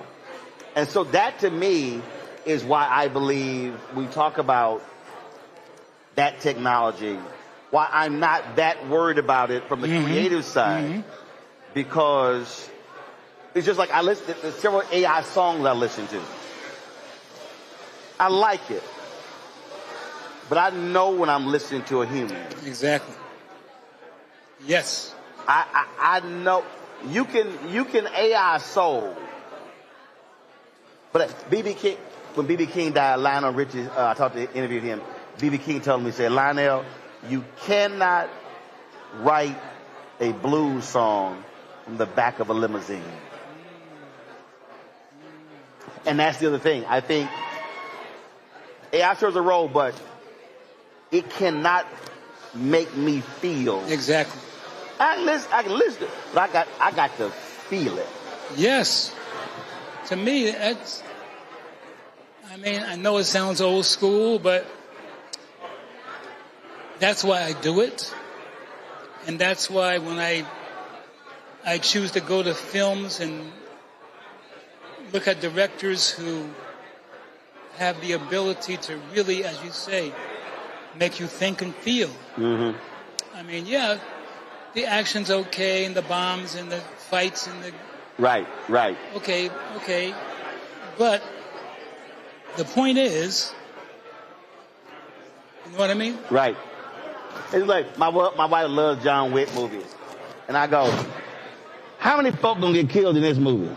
I said, the last movie, about 250 people got killed. And, like, I'm sitting there, it's like she loves all John Wick. I'm sitting there going... I know. I'm like, another 55 people got killed. No. And I'm just sitting there like, again, by the time we got to the 100th death, I was like... I know, yeah. I was like, anything else? She was like, I'm in the mood there like... I said, baby, this is John Wick 4. We done seen 1, 2, 3. I said, the body count is approaching 1,000 people cumulative in these movies. So that trust me, we had this back and forth. I'm like, I can't watch this. I'm like, nah, I got to feel something. Let me ask you a question. Is there something that, your story career, is there still something that you have not done that you really, really want to do? There are stories that I want to tell. Red Fox is one of them. And there are other stories I want to tell. But there's always 3 fundamental things you need. Funding, distribution, and marketing. If you can afford to own all 3 of those, then you can have a voice in what you're doing. Right. But if someone else is always funding you, right, then in the final analysis, I mean, you may like this scene, but if they funded it, they can say, take that one out. Right. Or, no, we're not going to shoot there. I mean, listen. One of the reasons, so when I was at TV One, I was host and managing editor, but I didn't control the budget. Quincy Jones, I called Q at the house. I talked to him. He agreed to a one-on-one interview. That's great. Never did it. Because they canceled the trip. And it never happened. And my whole deal was, I am never going to be in that position again. My whole deal is, now, so all of this, none of this is rented on all of it. My deal is, I am never going to sit here and have somebody tell me no. Q said yes. And they were like, oh, well, no, we got to postpone the trip. Well, you know, the cost of this. And I was hot. I was hot. And I said, that ain't going to happen again. So now my deal is, no, I fund it. I own the stuff. And I can distribute it. That's great. That's great. I am not asking somebody permission. That's great. That's great. Where do you see, and I think I asked you this before, but where do you see us being in terms of this industry over the next 5 years? I think what has to happen is, and I saw a couple of videos recently on this here. I think what creatives have to learn, they have to understand the difference between, I have followers, I have fans, and I have supporters. A follower and a fan is not always a supporter. So the key is, if I build up a core base of supporters and they riding with me, then they believe in what I'm doing. They will help fund what we're doing. And then my job is to deliver for them to go, man, that was fire. We're going to support again. And I think when I look at a lot of these folks in Hollywood, I look at a lot of people. We talk about, they don't want to take selfies. They don't want to do this. I'm like, they don't understand. You literally are ignoring a potential supporter. Right. So when your passion project, now all of a sudden, when the studio says no, and now all of a sudden you like really want to do it, now who are you going to turn to? That's right. You never cultivated, you never cultivated your followers and fans to become supporters. Right. So you didn't communicate with them, you didn't talk with them. Now all of a sudden, now you need them. Well, you've now I know some people in media who have worked 20 and 25 years and all of a sudden got laid off. Now they're literally starting from the bottom. And I'm like, you were at this place. You were at CNN, MSNBC. You were at ESPN. You were at places for 20 and 25 years. The problem was they were comfortable in the network's marketing, in the network's PR, in the network handling everything. So now the onus is on them. They had no concept of how to do that. And so I think the smartest thing, whether they are actors, whether they are producers, they are directors, is to first learn the business of the business, to understand what that costs, what that one thing can do. And again, I go back to High Flying Bird.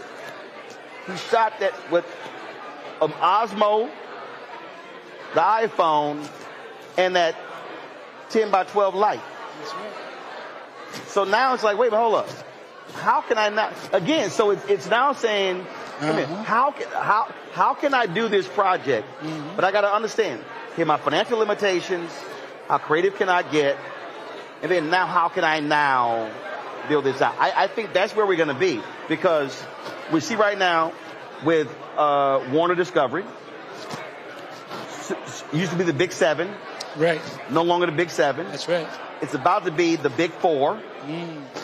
Jobs going to be lost. Yes. All these things are happening, and people are going to realize now when you talk about platforms, it's no longer the platform.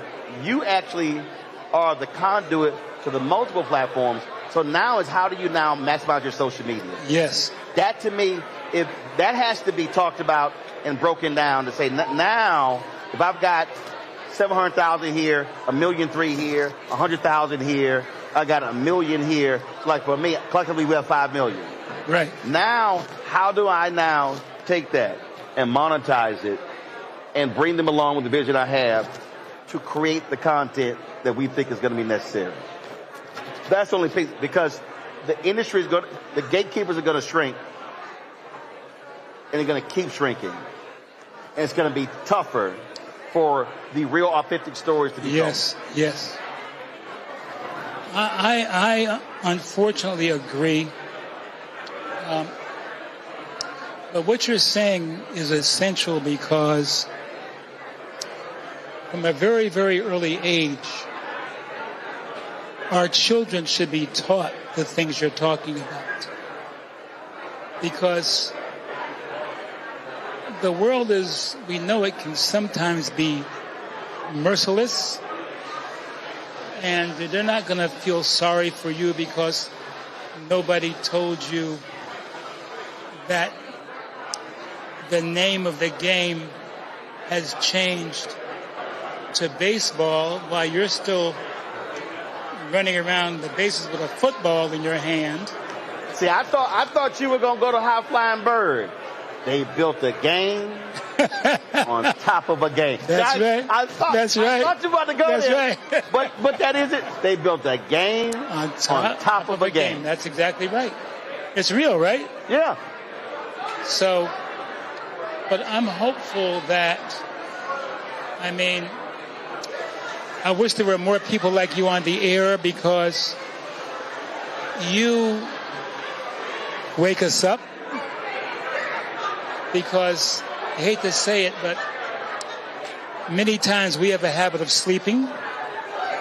And this is a time where we should really be awake, because there's some serious paradigm shifts.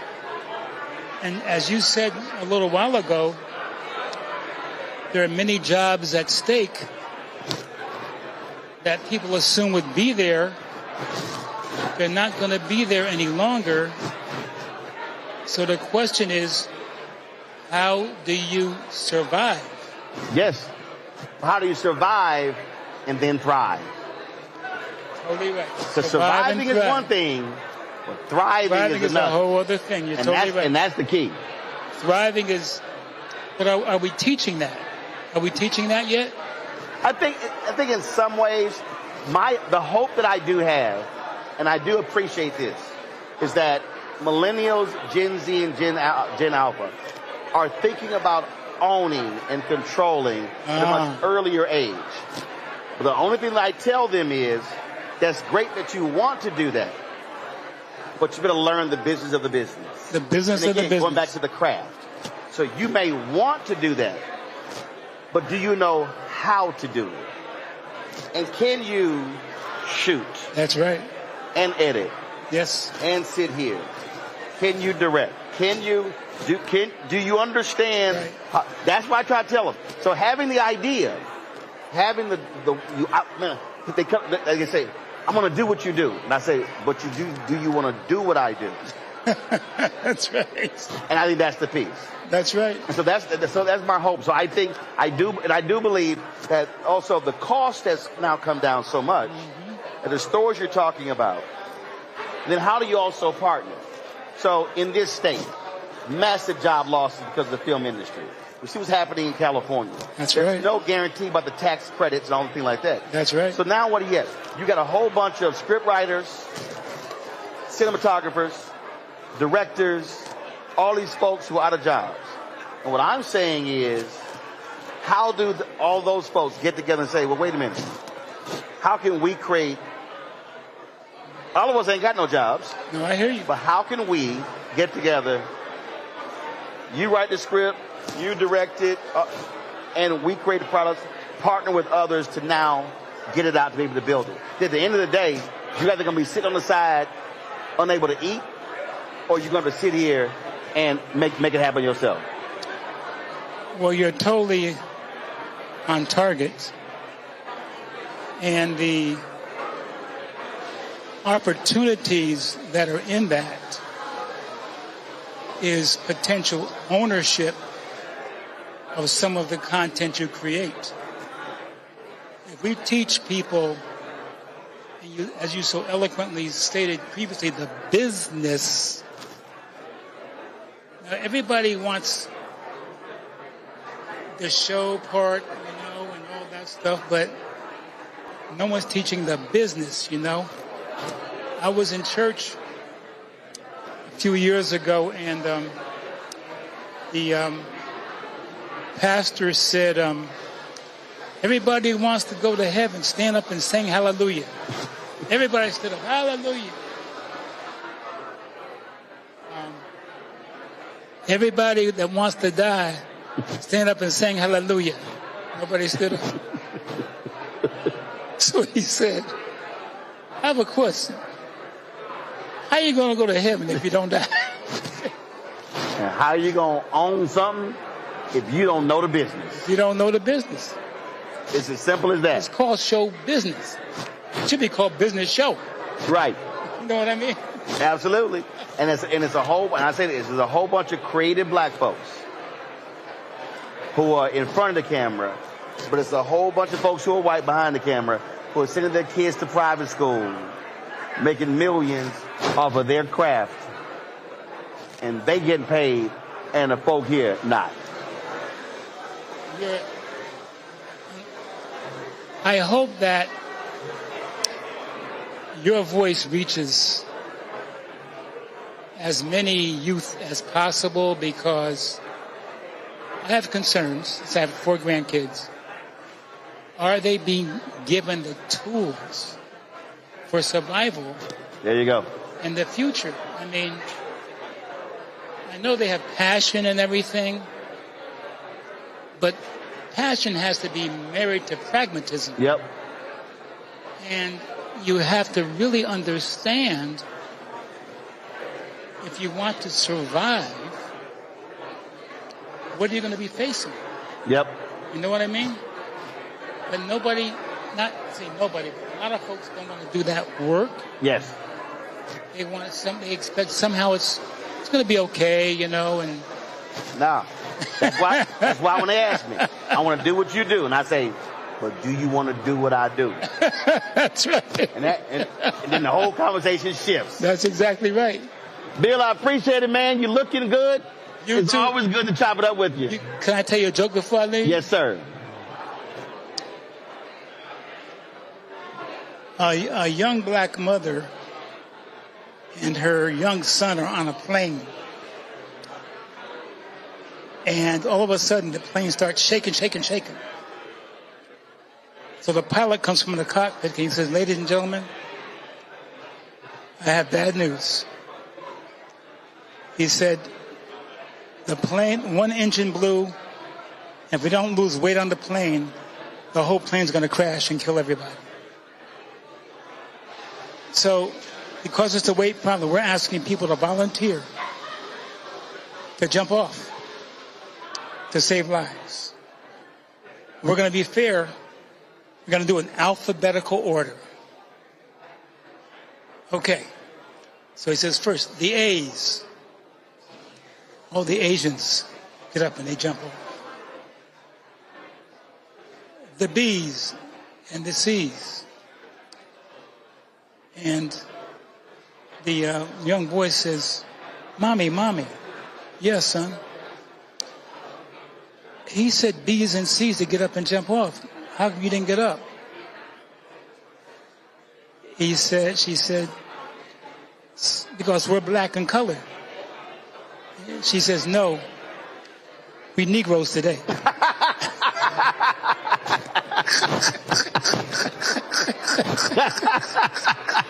Today we Negroes. That's right.